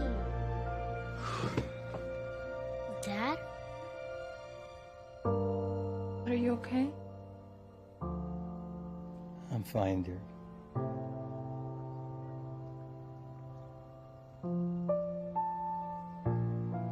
Your hero needs you now, and AARP is here to help. Find the care guides you need at aarp.org/caregiving. What to expect when you're expecting a teenager. Hey guys, today we're talking about how to wake up your teen, and this works literally every time.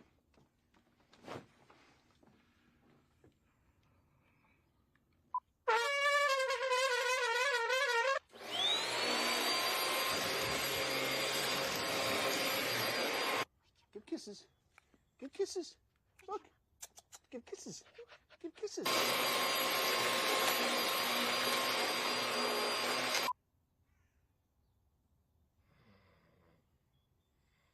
You heard how loud that was. I know, Please I sleep heard. through that. I heard.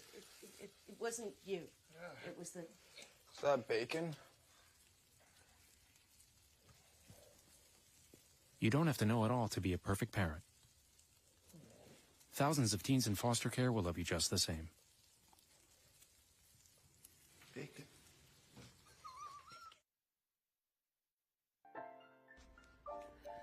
Community media is blessed with the opportunity to demonstrate leadership and the importance of activism, while providing the community access to tools to engage in racial and social justice work and to amplify that work. Join Alliance for Community Media on how to use media to untangle the deeply embedded threads of racism in America in pursuing racial justice and equity in community media. If I could go back and change it all, I would. I think I'm gonna miss you the most. I'm sorry. I'm so sorry. I'm so sorry. Maybe it's just the little moments. If I could go back and change it all, if I could go back, I would. But I can't. Roll over. Chance high five. All right. When you adopt a shelter pet, you discover all the things that make them unique. And your mother and... I am totally a hat person. Right, guys? Thanks for being honest. They're a little bit of a lot of things, but they're all pure love. Adopt pure love at theshelterpetproject.org. I want to eat apples and bananas. I need to eat apples and bananas. Why can't I eat apples and bananas? Support the Feeding America nationwide network of food banks to help provide meals to those in need. Join us at feedingamerica.org.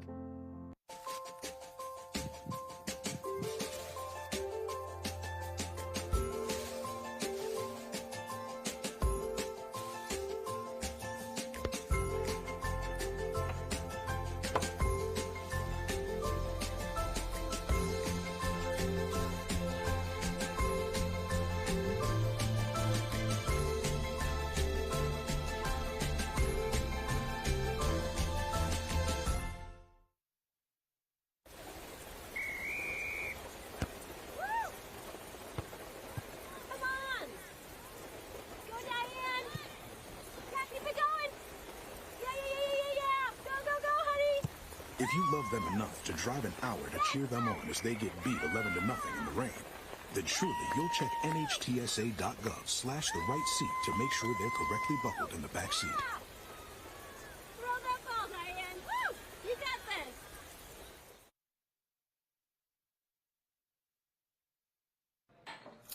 What do you think you're doing, Kevin? Was just gonna drive home. There are several warning signs present that you shouldn't be driving. Like hearing voices? Like your text-to-emoji ratio? Oh man, the selfies.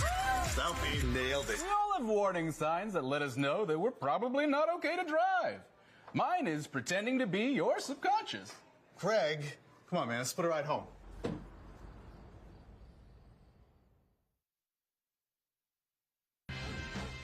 When we adopt a shelter pet, we discover they're a unique mix of all kinds of things. There it is. Keep going with it. Leo. They're a little bit of a lot of things, but they're all pure love. So here we are back to start the second half. Peabody Tanners up 24-0 over the Revere Patriots. And let's go over some statistics I got from my statistician here, Lucius Osmo Jr.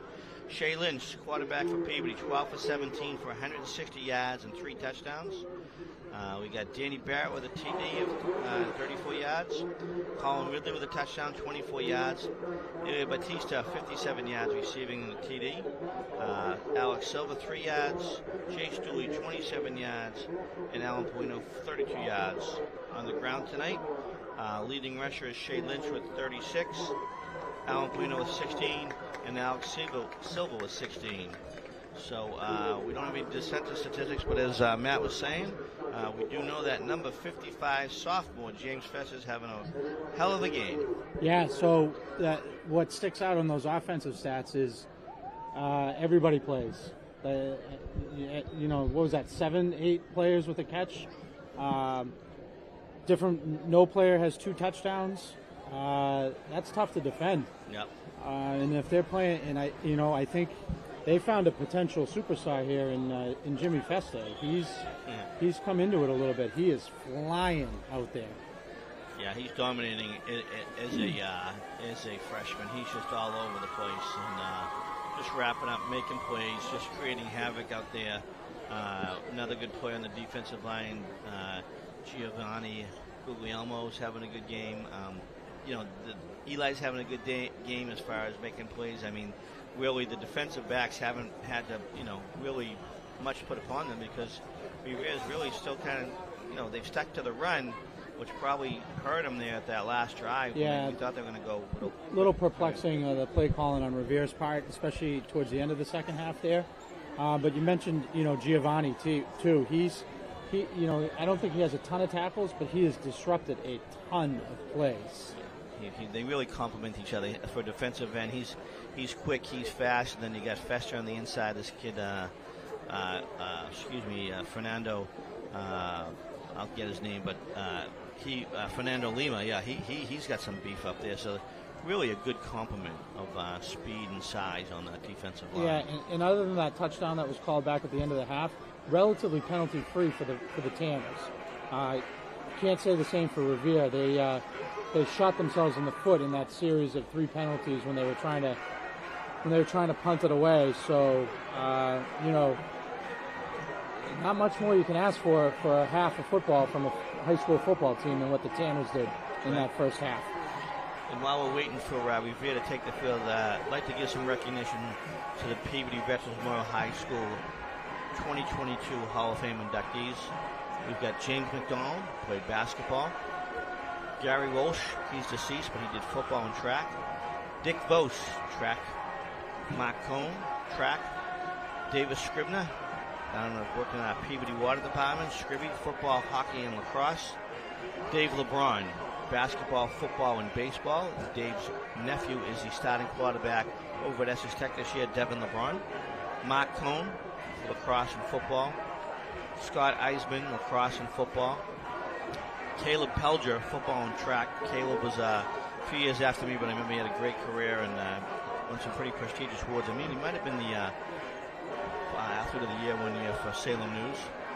Next up, Ray LaMonica, football and baseball. Ray LaMonica, 105-yard interception return against Everett, one of the most all-time great plays in Peabody Everett football history.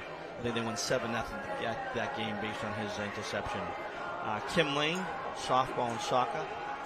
Melissa Matchy, basketball, soccer, and softball.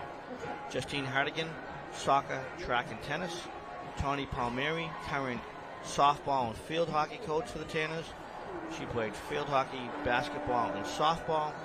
And last but not least, Lisa Keene, varsity volleyball coach, as we learned earlier tonight. Soon to be retired middle school teacher from Higgins, I believe. Yep, and a top-notch human being. So all really good class, a lot of years, and as we said, tomorrow the official Hall of Fame induction ceremony will be taking place down at 2 o'clock at the Higgins Middle School. I know they're selling tickets. They have some maybe refreshments and sodas, so if you want to go down there, I'm sure they'll let you in. And I'll have the opportunity myself to interview some of these Hall of Fame athletes, and they will be broadcasting those ceremonies in those interviews at a time and date to be determined later on. So, Revere comes back out doing their warm-ups on the field, and as Matt was saying earlier, very interesting schedule for Peabody this year, where they'll be going on the road to face 3 straight. So many reasons to start off for the W tonight. Obviously, get the momentum going, but plus, defend your home field. They're going to go on the road. Road's a good experience. It can bond you. Yeah. But also. Yeah. And Tanners don't play at home again until October 7th against another non-league foe, Leominster, which I got to imagine a first-time matchup between Peabody and Leominster. I don't know that for a fact, but I venture to guess I'm right. Yep. Sandwiched in with, like you said, Lynn Classical, Beverly, and Marblehead.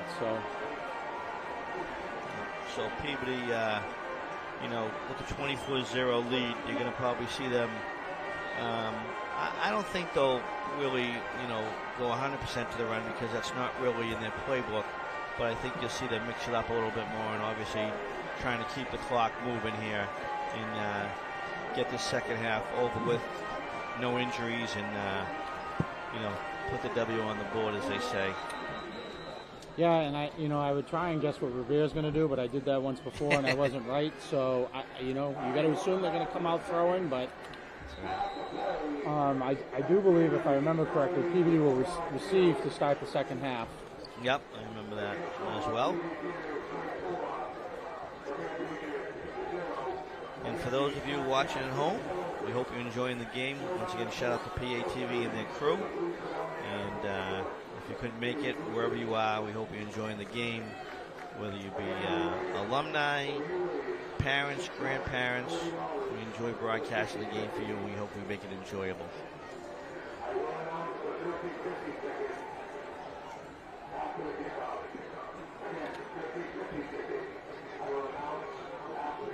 Out-of-town scores, we have one out-of-town score, an update on.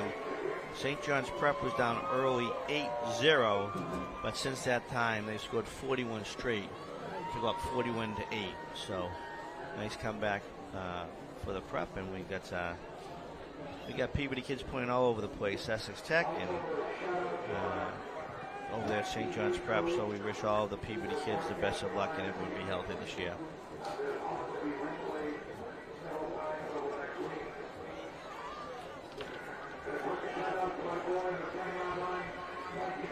You'll notice there's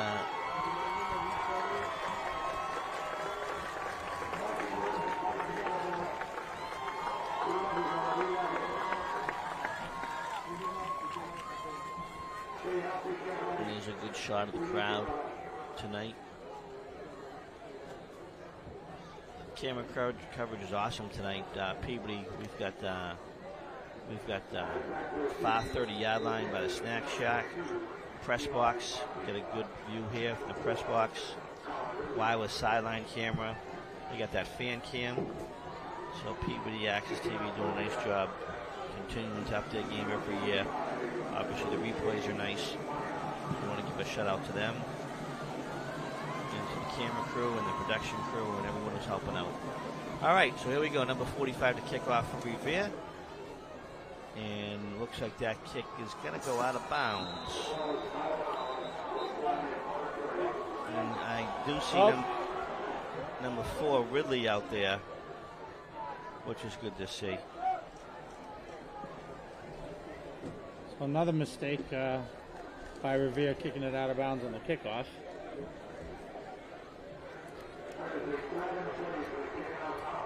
And Revere coach is looking for a roughing the kicker there, but didn't get it. Okay, so it'll be a re-kick. So, like I said, there's number 4, Ridley, back there with Eli Batista. That's good to see Colin back there. Once again, a dual threat there by the Tanners with both Batista and Ridley. They both ran back kickoffs. As a matter of fact, if I'm not mistaken, it was the same game last year. Yeah. You mentioned it before, but definitely a strength of this team is the special teams. It's not a lot of high school football teams that can say that that's their strength. Yep. And this is a potential touchdown. Yep. Almost every kick. And if you decide not to kick to those two and do a squib, you're giving up field position. So pick your poison. It's number 45, Felipe Maya, kicking off for the Revere Patriots. Maya. Goes straight up down the middle. Returnable here. Ridley. Looking for a seam. He gets one. He's going to take it outside. Gets the corner. Breaking it down the sideline. Yeah, this might be coming back. Down to the 18. That's not a flag, though. I think is that a flag or is that a kicking tee? No, we got a flag. I think we might have a roughing the kicker. Oh, jeez.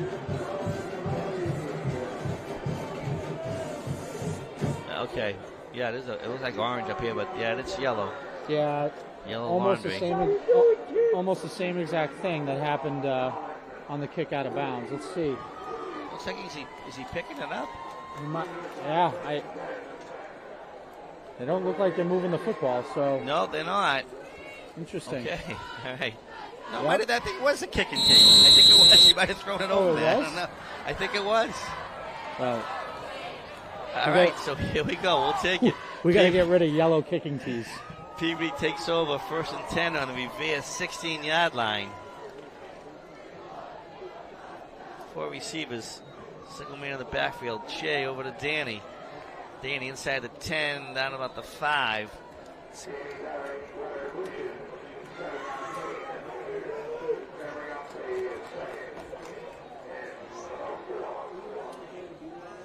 Yeah.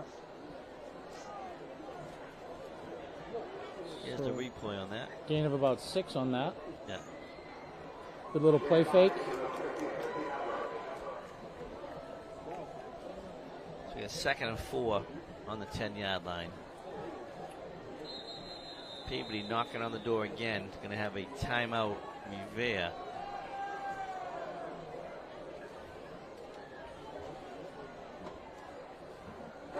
So I think Peabody came out with the 5 wideouts there, and Revere wasn't expecting that, which I think resulted in that timeout.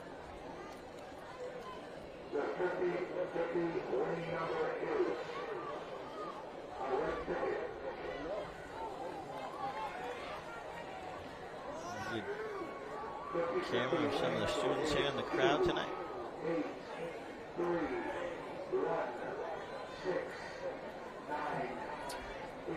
So again, next week, September 16th, the Tanners travel to Lynn Classical. I believe that's a 7 o'clock start. Yep. Manning Field.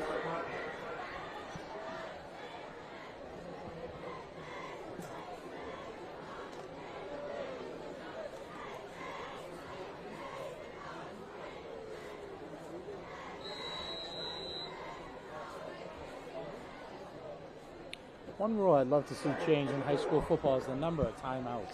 Yeah. I think it's 5? Yeah. Yeah. It's brutal. All right, so here we go. Peabody lines up 2nd and 4 on the Patriots 10-yard line. Inside handoff to number 5.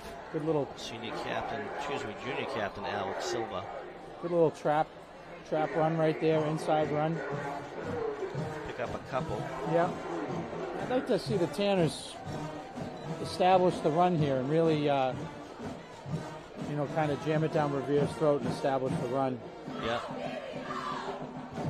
Especially given their field position. Yep.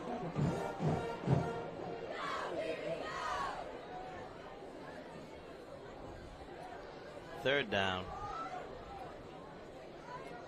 3rd and about 2. 3, short 3. Shea's got every man. It's got Eli on the crossing path. That should be a touchdown. Yes, it is. Yeah. What do I know? Eli Batista, 2nd one of the night. 4th touchdown pass for Shea Lynch. Go to what you do best. That's right.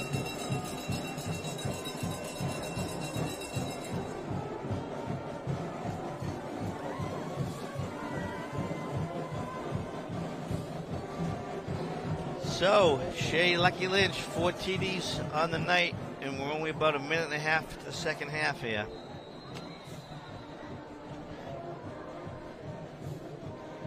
So I say run, and what do they do? A little out pattern, what Shea Lynch does best. Why not? Keep the pressure on. Keep the pressure on. Dom Scalise gets the kick up and away. It's good. So the score, Peabody 31, Revere 0. We're officially in blowout territory now, my friends. There's the replay on the touchdown pass from Shea Lynch to Eli Batista. You'll see Eli just cross. Once his frame opens up a little bit here. I'm sorry, he didn't cross. He was just down low. Yep, good job by Alex Silva there too, picking up the blitz, giving Shea a little extra time.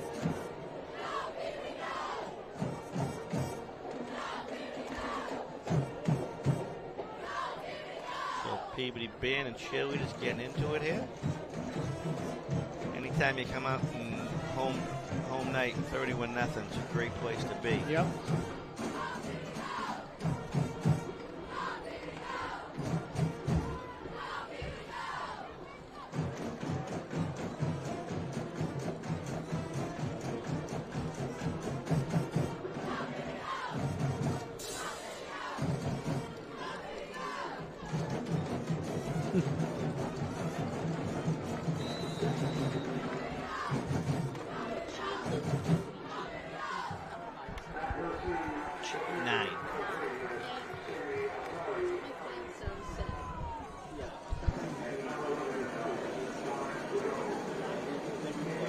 So Revere set to take the kickoff. 10:44 left. 31-0 Cameras. Scalise with the kick. Revere will take it right at the end zone line. Bring it out to about the 30.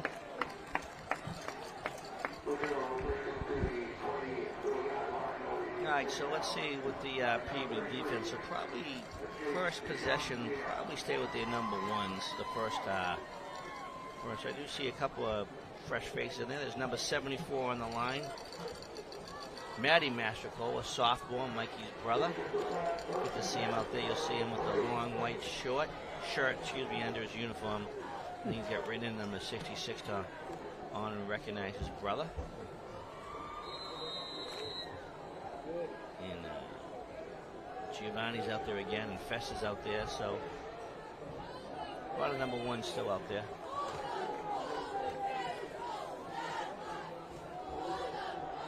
Festa. Yeah. Look who's there again. Yeah. I think they got two guys on Maddie, so that's certainly going to open it up for Festa. Just watching him pre-snap and what he does pre-snap, it's for a sophomore, it's impressive. He's got a nose, he really does, and he's lined up, right behind number 50 and number 74. They're beef, so he's able to shoot the gap pretty much, untouched. Yep, anywhere he wants to go, but just his footwork, his presence. Yep. Number 60, Sam Merrill, another linebacker out there. He's a hard hitter. Got Vinny O'Hara on defensive back.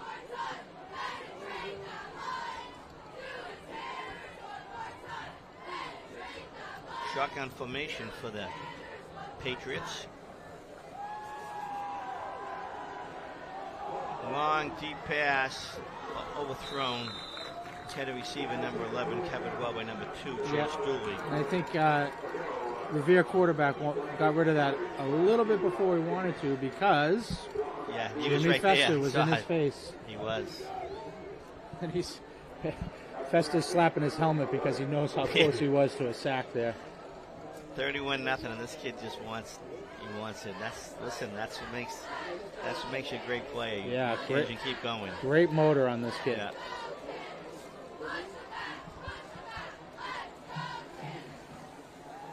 Looks like he's getting the defensive signals too. Yeah, I think he is the mic.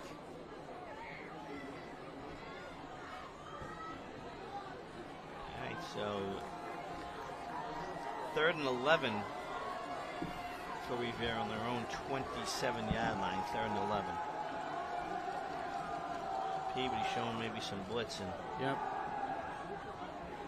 Quarterback does a nice job of getting off, scrambling. Yeah, lucky to get that. Yeah. And he was wrapped up by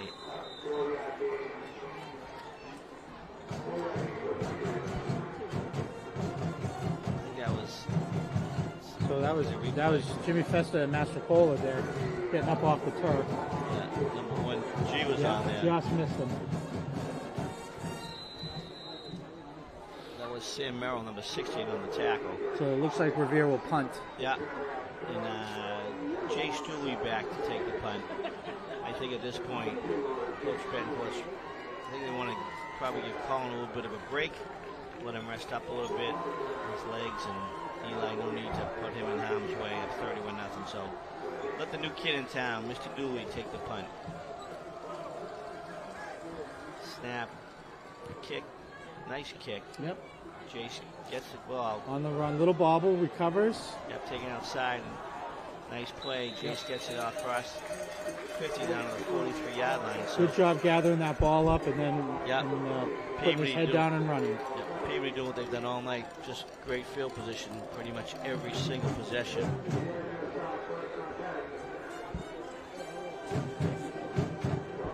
So it looks like Shea will come out again. Okay.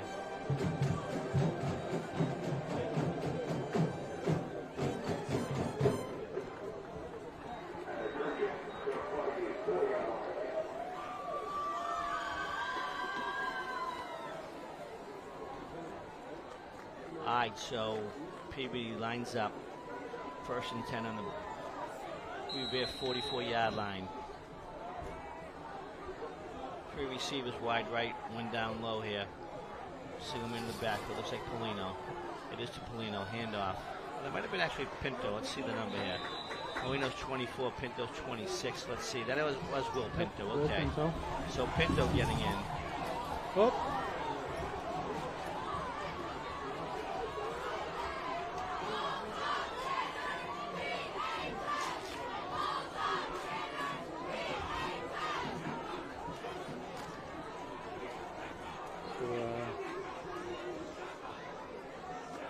Little issue in the stands.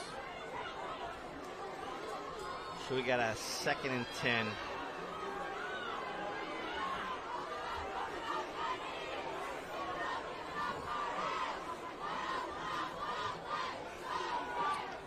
Incomplete pass. Wonder if we'll get a little Joey Smith tonight. Backup quarterback. I'd like to see him play.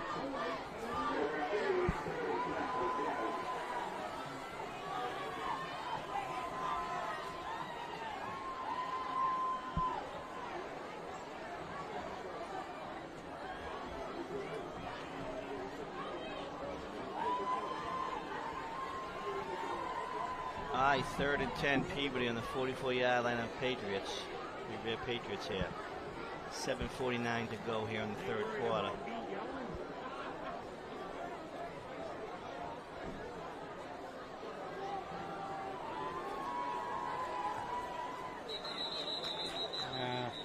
Yeah, Pinto got the count wrong. Yeah. He's out on himself there. Will caught himself leaning a little bit there, and he knows it. Yeah.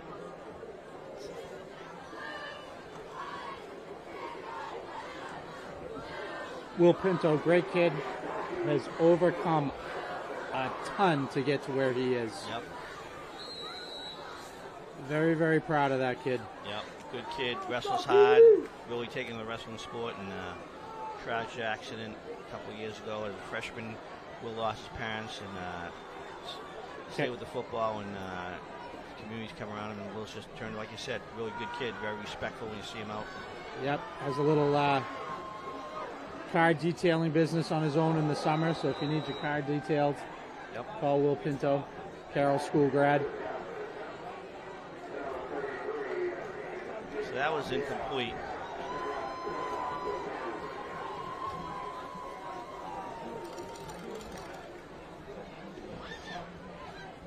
So it looks like Peabody's gonna have their first punt of the evening, if I'm not mistaken. I believe it's the first punt. I think you're right, now that you mention it. I thought at some point the clock might tick in 31-0. I don't know when it is. Or maybe it's fourth quarter to running clock. I'm not too sure. Yeah, I don't think they can run it until the fourth.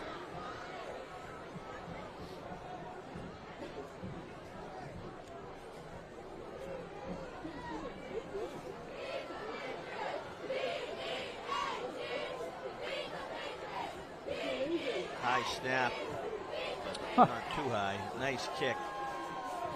It's gonna bounce. Look at that. That was Dom Scalise. In a nice Peabody roll. Tanner's on the ground trying to blow it towards the end zone. So a great kick by Scalise there. Unofficial, about a 60-yard punt.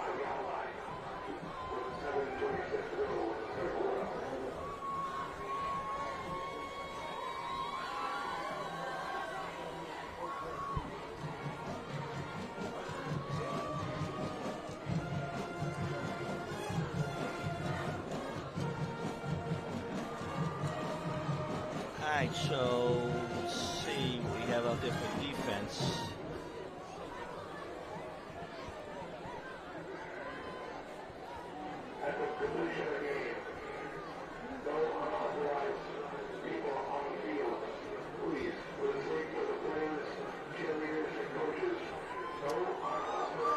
Alright, so 1st and 10, Revere for them back up on their own 5-yard line. Yep. Fake pitch, inside handoff. Excellent play by Maid. That's number, I believe that was 11. My bad, number 10, Vinny O'Hara, stayed home on the play. Excellent play.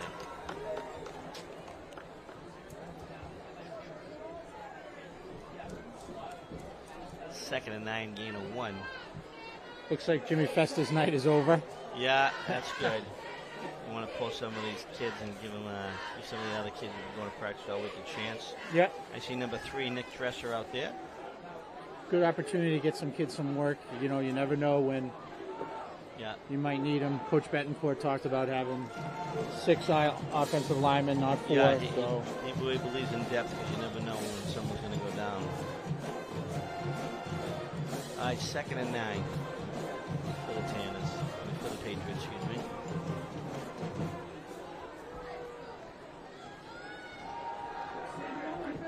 Wow, safety. They were right in there.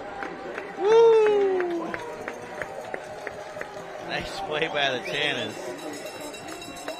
Couldn't quite see who was responsible. That looked like a team effort there. I'm looking to see who it is.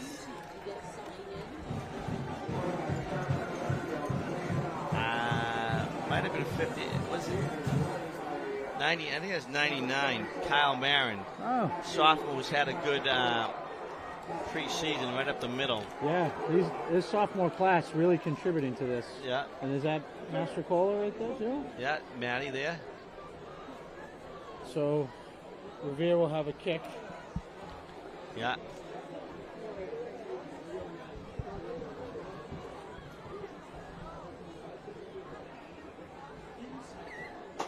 I think they'll get their choice of drop kick or kicking it off the tee. Hopefully it's a drop kick and I don't get confused with the flag again.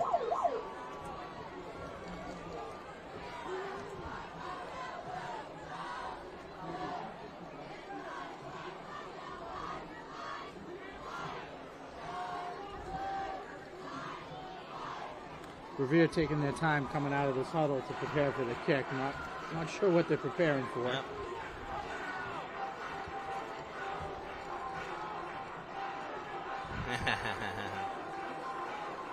So what was a very speedy first half, this game has come to a grinding halt. Yeah, it is. I see some of the Peabody fans are in a very uncomfortable situation as they're not used to being up 33 now. There was 6:11 to go. They're trying to figure out, do I stay, do I go, what do I do? Another quarter to go. Yeah.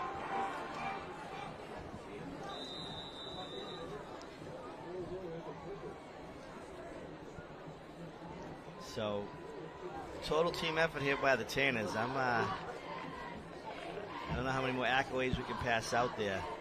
Just good to see. Now it's the point where you just want to get these last 20-so minutes, 18 minutes just done. No one getting hurt. Yep. Give some underclassmen a chance to get in and make some plays like you're saying, Matt. Yeah, don't do anything stupid. Nope. Yep. Right, because, Revere's not going to be too happy, so be smart. I believe that's Pinto, 26, takes it up the middle, across midfield, down to the Patriot 45-yard line. Yeah, things getting a little chippy here, especially on the special teams. So Peabody's got to keep their head. Yeah. Actually, I believe that was I think that was number 39, Jaden Roman, maybe on the return. So yeah, you get number 15 in, backup quarterback Joey Smith, sophomore. There he is, Joey Smith. Another Carroll School grad. Yeah, there you go. There's the connection. Great baseball player too, Joey is. Hands off to Pinto. Pinto runs hard. Ooh. Down to 40.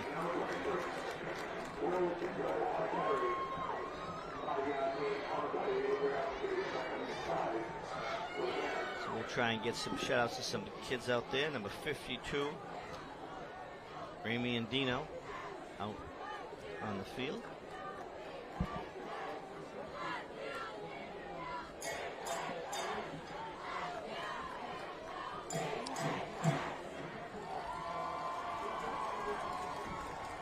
So it looks like putting Joey in the shotgun.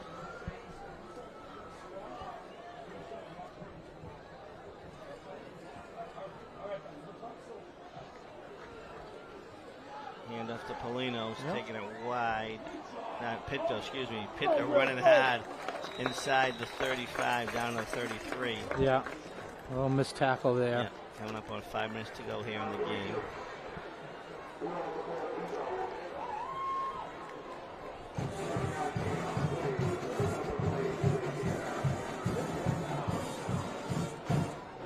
Will Pinto's a senior.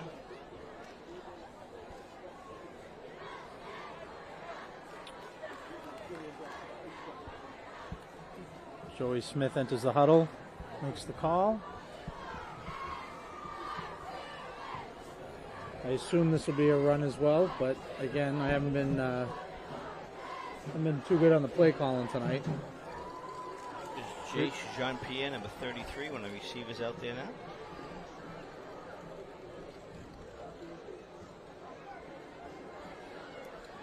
Yep. Pinto Same play. runs it again, yep.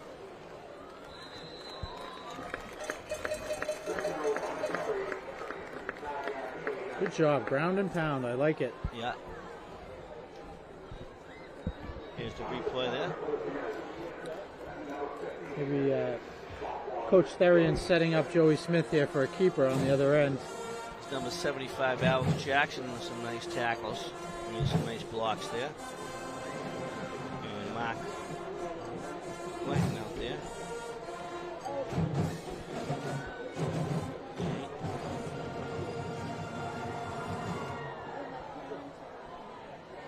So we got a 3rd and short and 1 here for Peabody.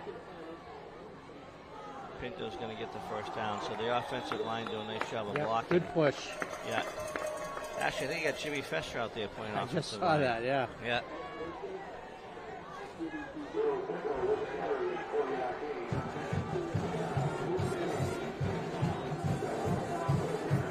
Number 72 coming in. Angelo Bodanaro, sophomore. Good push there by number 52 too, Remy Dino. Yep.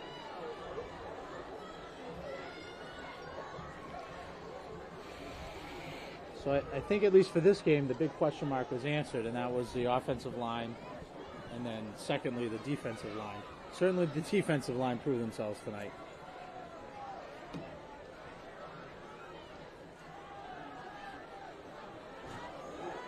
Pinto stiff arms him. He's shaking and baking. He takes the end zone. He's down to the 8. Yep, good little run there. Change direction, stiff arm. That run had it all. Almost a direct snap. Oh, I think that was the play before. Clock's still moving. Under 3 minutes to go here in the third quarter. 33-0 Peabody. Well, we've come this far. We've got to give Pinto his touchdown here. Yeah, he's pretty much been eating up most of the drive here. First and goal from the 8.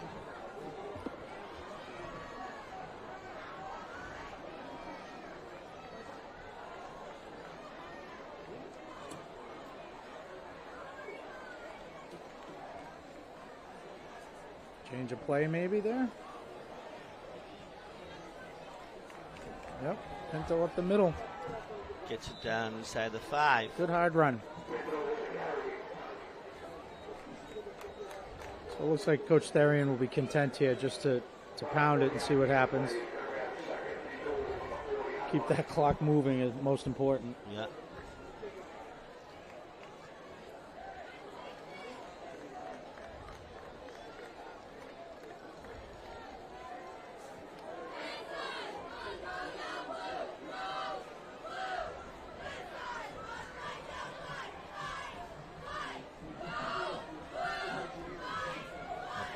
Pinto again, and he's in. He's got it.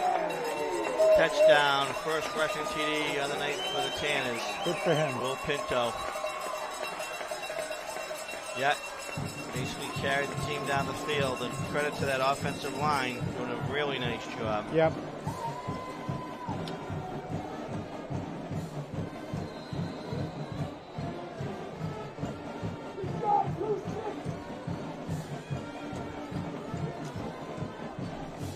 So Will getting congratulations all around from his teammates on the sideline. Yeah. Tanner's running in there.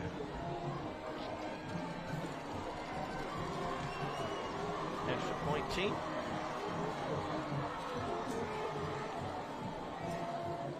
Kick is down, snap is down. So the kick is up. It's good. So Peabody hanging a 39 on the board.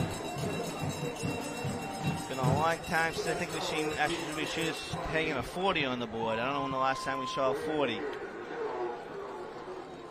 And goose egg for the Revere Patriots. Here's your touchdown there. Basically did that all night long. Yep, great hold there by the offensive line. 55, 58, 50. Just a simple draw right up the middle.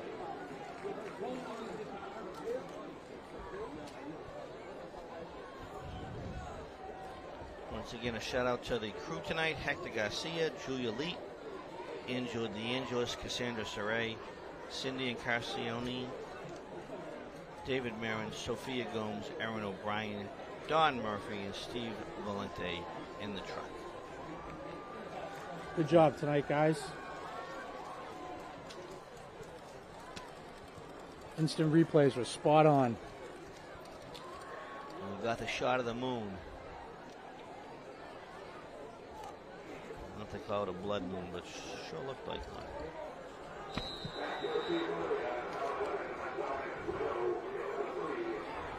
So Dom Scalise will kick it off, who earlier in the game had a field goal, which was 50 yards, 45 yards, something like that. Right, that's how we got to the 40. That's right, because we have 5 touchdowns, a field goal, and a safety. Hence the 40 points. And not to be understated, but his kickoff ability, again, right here, kicked it right to the 2-yard line. Yep. Give his coverage team a chance to get down, but we got a pretty good run back here by Revere.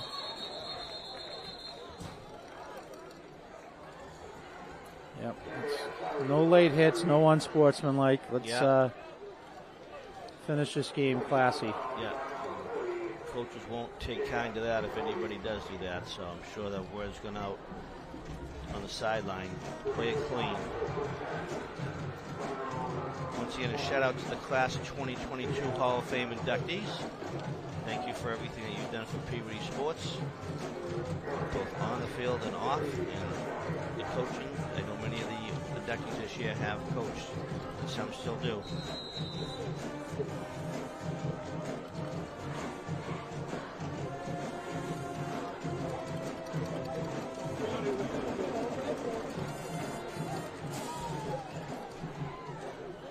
All right, so here we go. 1st and 10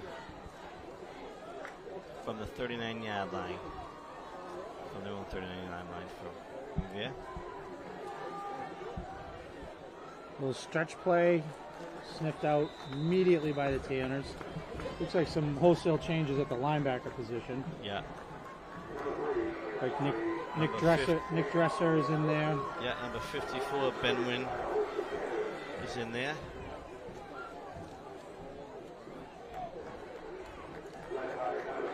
Number 12, Johnny Lucas on the field. Johnny Lucas getting some playing time.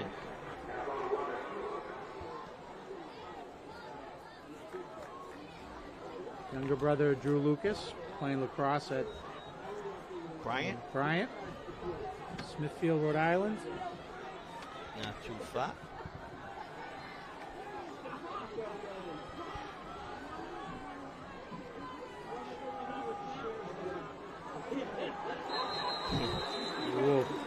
I think that was Matty Mastrocola taking the kid down hard. Yeah, that was ugly.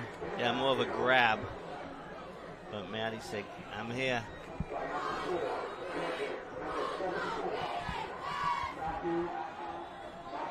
So that'll probably be the last play of the 3rd quarter.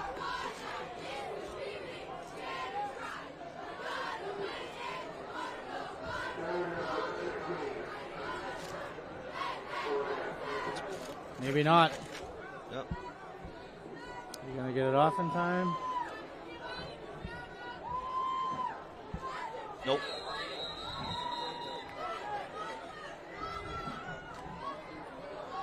So, gotta give credit to the fans, though. Still a good crowd here. Yep, just a couple of people left. Not bad.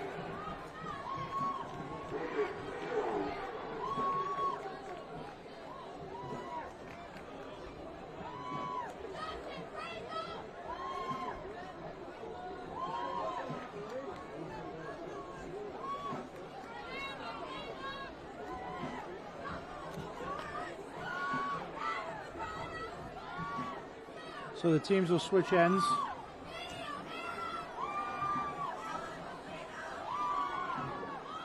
And again, for fans at home, Peabody travels on September 16th, the Lynn Classical, 7 o'clock start.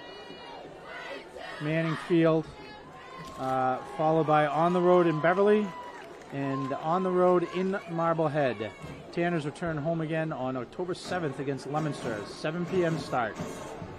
I'm pretty sure Joel and I will be here that night. Is that right, Joel? Yeah, and Okay. that's right. And that Beverly game, that's a 1 o'clock Saturday game as well. I do remember that. So good opportunity if you're tough to get out on Friday nights. And that Beverly team usually comes up with a decent squad every year. Yep, and if you've never seen a game at Hurd Stadium, yep, you got to exactly. go. It's one of the hidden gems of North Shore football. I'm sure the grass is green.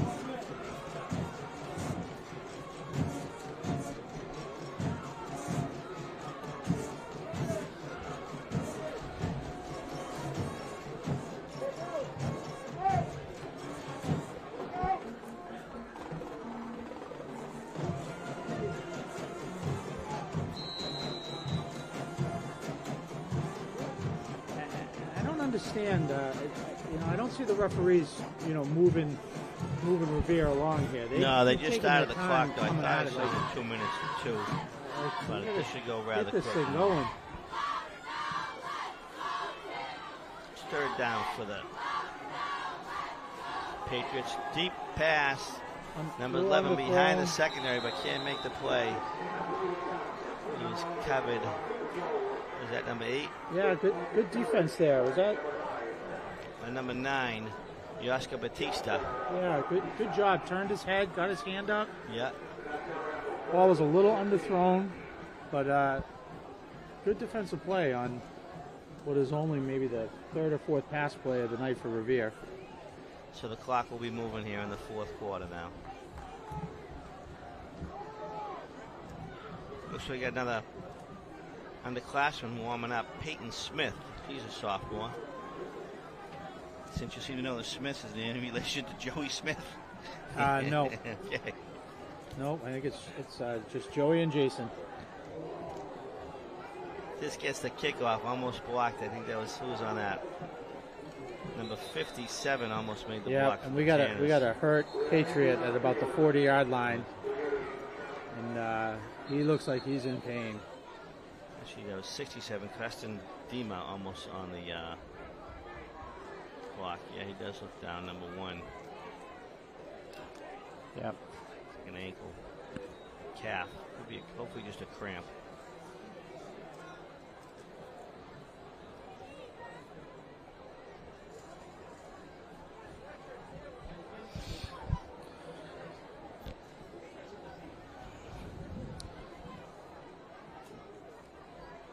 I know it's a respect thing, but one of the many mysteries of high school sports is the getting down on one knee. I never understood that either, but yeah, it is a respect tradition, so to speak. You're right.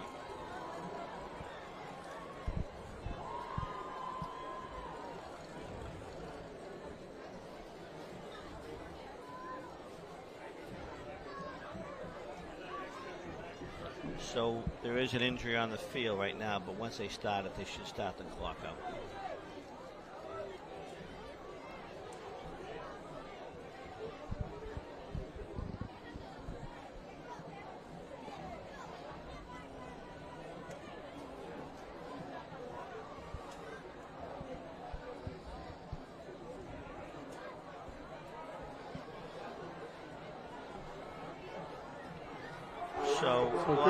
Good news.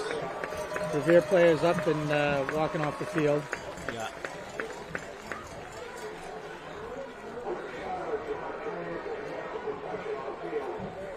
So Shea Lynch, 4 touchdowns on the night to start off the season. So nice to see him get into a rhythm, and Shea's a hard worker all year round. So. Yeah, I think I have this right. 1 touchdown pass to Ridley, 1 to Danny Barrett,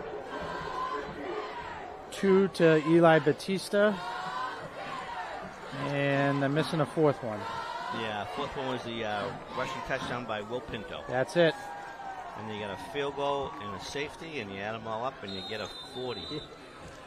So if there was a way to score tonight, the Tanners did it. Yeah, that's right. All right, so the clock should be moving the rest of the game here, barring any injury timeout.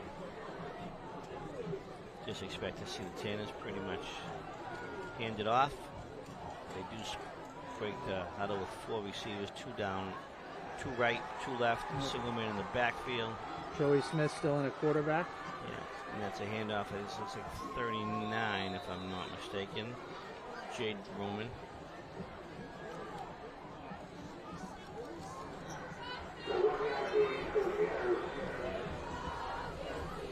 Jaden Roman, who I believe is the younger brother of Jason Roman. You know, I was pretty sure. I think he might be, yeah. Jason Roman's a junior. Jaden might be more than 2 years younger than his brother, though. I don't know. I'll have to get Lenny on the phone. All right, so clock moving, 9.5 to go.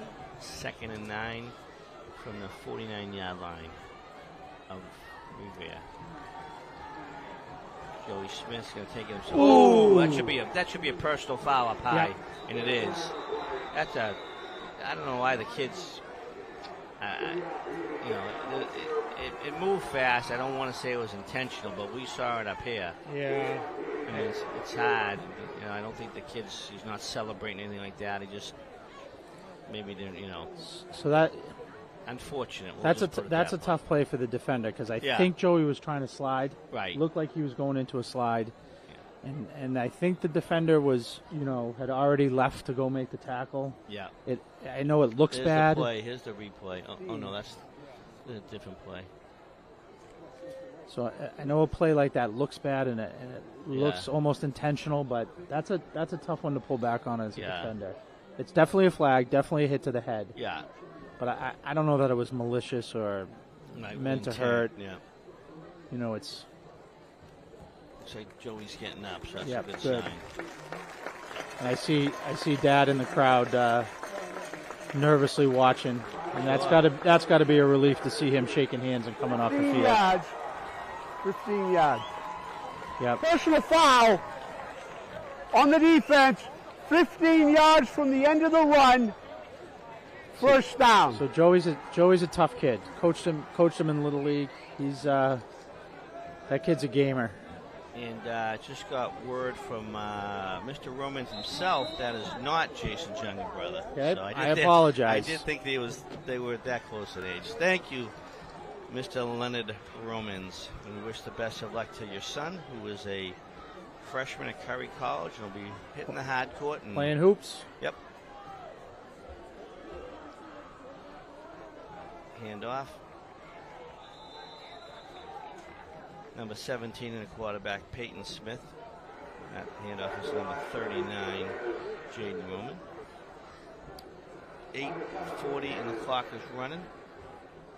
So Joey on the bench, I'm sure, going through a series of questions there by the trainer. Mm-hmm.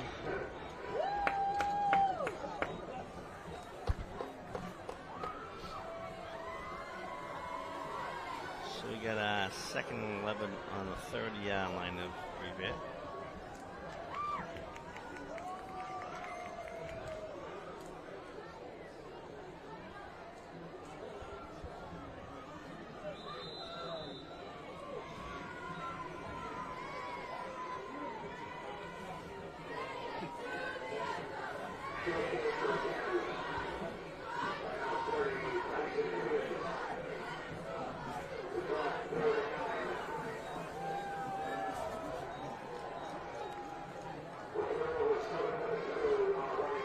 Little shout out to the Joyce family.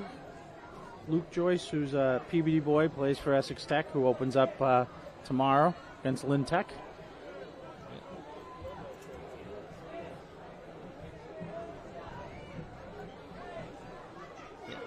Good luck to him, and like you said earlier, Harry Lynch and Devin LeBron, a Yep. couple other Peabody kids.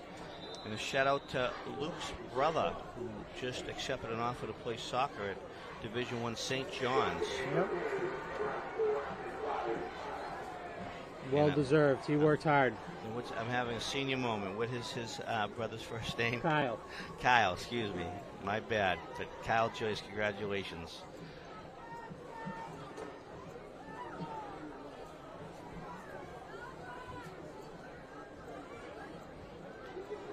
So clock's running, under 7 minutes here to go in the game.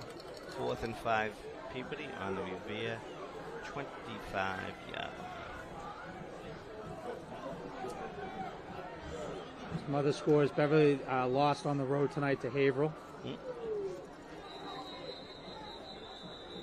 So that's an interesting score. Peabody will be going to Beverly in a couple of weeks, and also in a couple of weeks, St. John's will be traveling up to play the Hillies.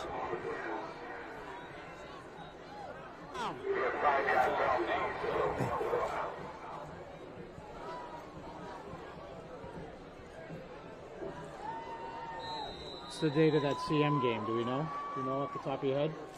I know it's a little bit later in the year. I know Central Catholic is next week. The CM, I don't know off the top of my head. But it's at CM, I do know that. Oh, wow. Great run.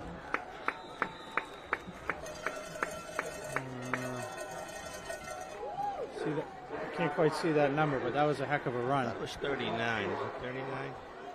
Still Roman? Yep. Yeah. Jaden Roman. Great run. Kept his balance. So we'll be able to take over on downs, and barring any unforeseen circumstances, the clock is running, and we should see probably the last 3 or 4 offensive plays for the night.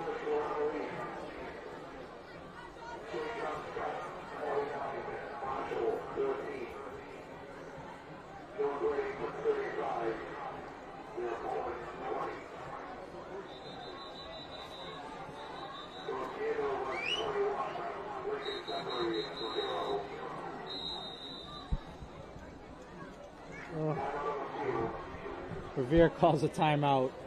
Probably not ready with an offensive Yeah, play. I don't think they were ready.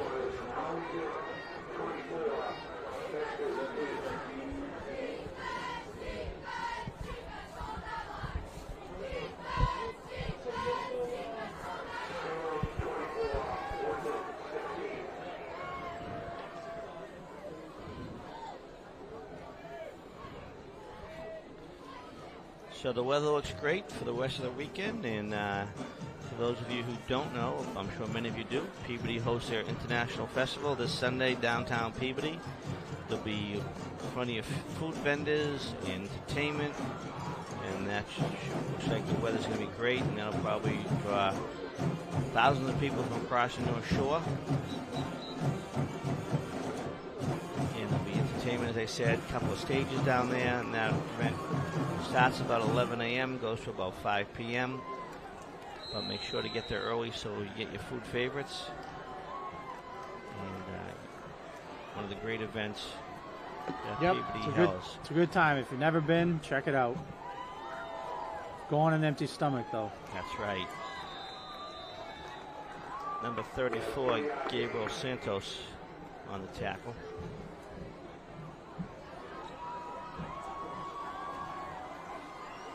Number 83, Tyler Appold in. So it's good to see some of these underclassmen able to get some reps today here. Number 13, Troy Kadaya in.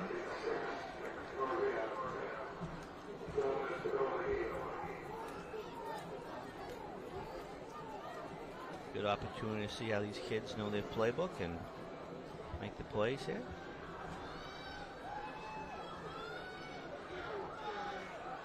Pitch back to number 8. Peabody defense does a decent job of stringing it wide. Yep. Sniffed it out, pushed him to the sideline. Textbook right there.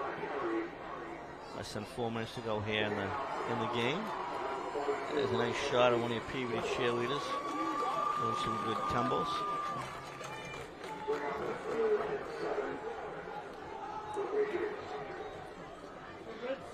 Once again, want to give a shout out to Mikey Mastrocolo and the entire Mastrocolo family, which we all wish Mike the best in a speedy recovery. Yep. And maybe next home game we can get a cheerleader roster if anyone's listening, so we can acknowledge Peabody High cheerleaders.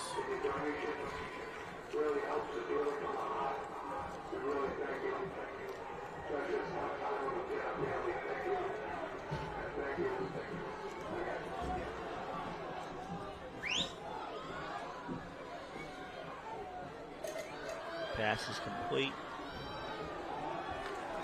3 PB tacklers hit on the play.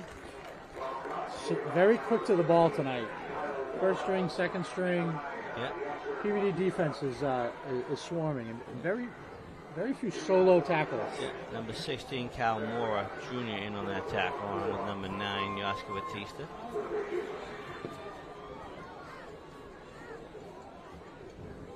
So 2 minutes and counting. We'll see if this could be the last play of the night.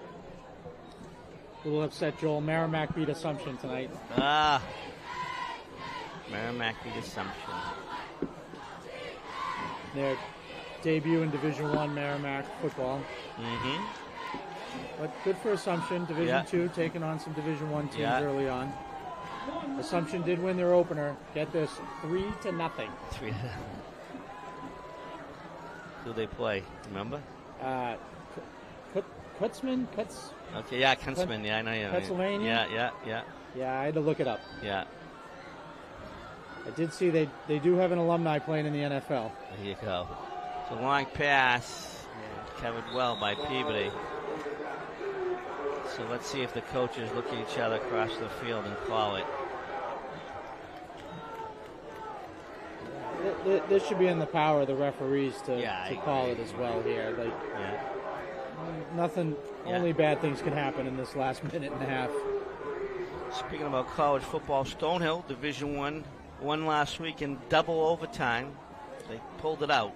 They watched that game a little bit as they have a son down there, but they made a step up Division I, and they were able to squeak out the victory. Yeah, so I got to say, if you ever have the opportunity to catch, one of those, that NEC, high Northeast, Division two. You know, it's pretty good football. Yeah, yeah. You know, those kids are playing hard, and you know, I've seen Merrimack play, I've seen Assumption play, I've seen St. A's play. It's quality football. Yep. It's a good shot in the stands, and we bring it back here. I think maybe Peabody might take one knee here and call it a night. It looks like they're going to do that. Coach Sterling always usually does the classy thing, as he'll do here.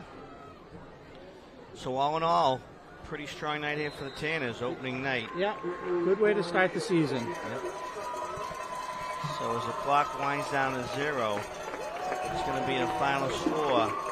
Peabody Tanners 40, Revere Patriots 0. I'd like to thank the whole production crew, PATV, statistician Lucy Sosmo Jr., Matt Smith, helped me on the broadcast as always. And we'll be back here in 3 weeks, as Matt said, against Leominster. See you on the 7th. Yeah, hope you enjoy watching the team on the road the next 3 weeks. And the final score from Coley Lee Field, Peabody 40, Revere 0. Have a great weekend, folks. Good night.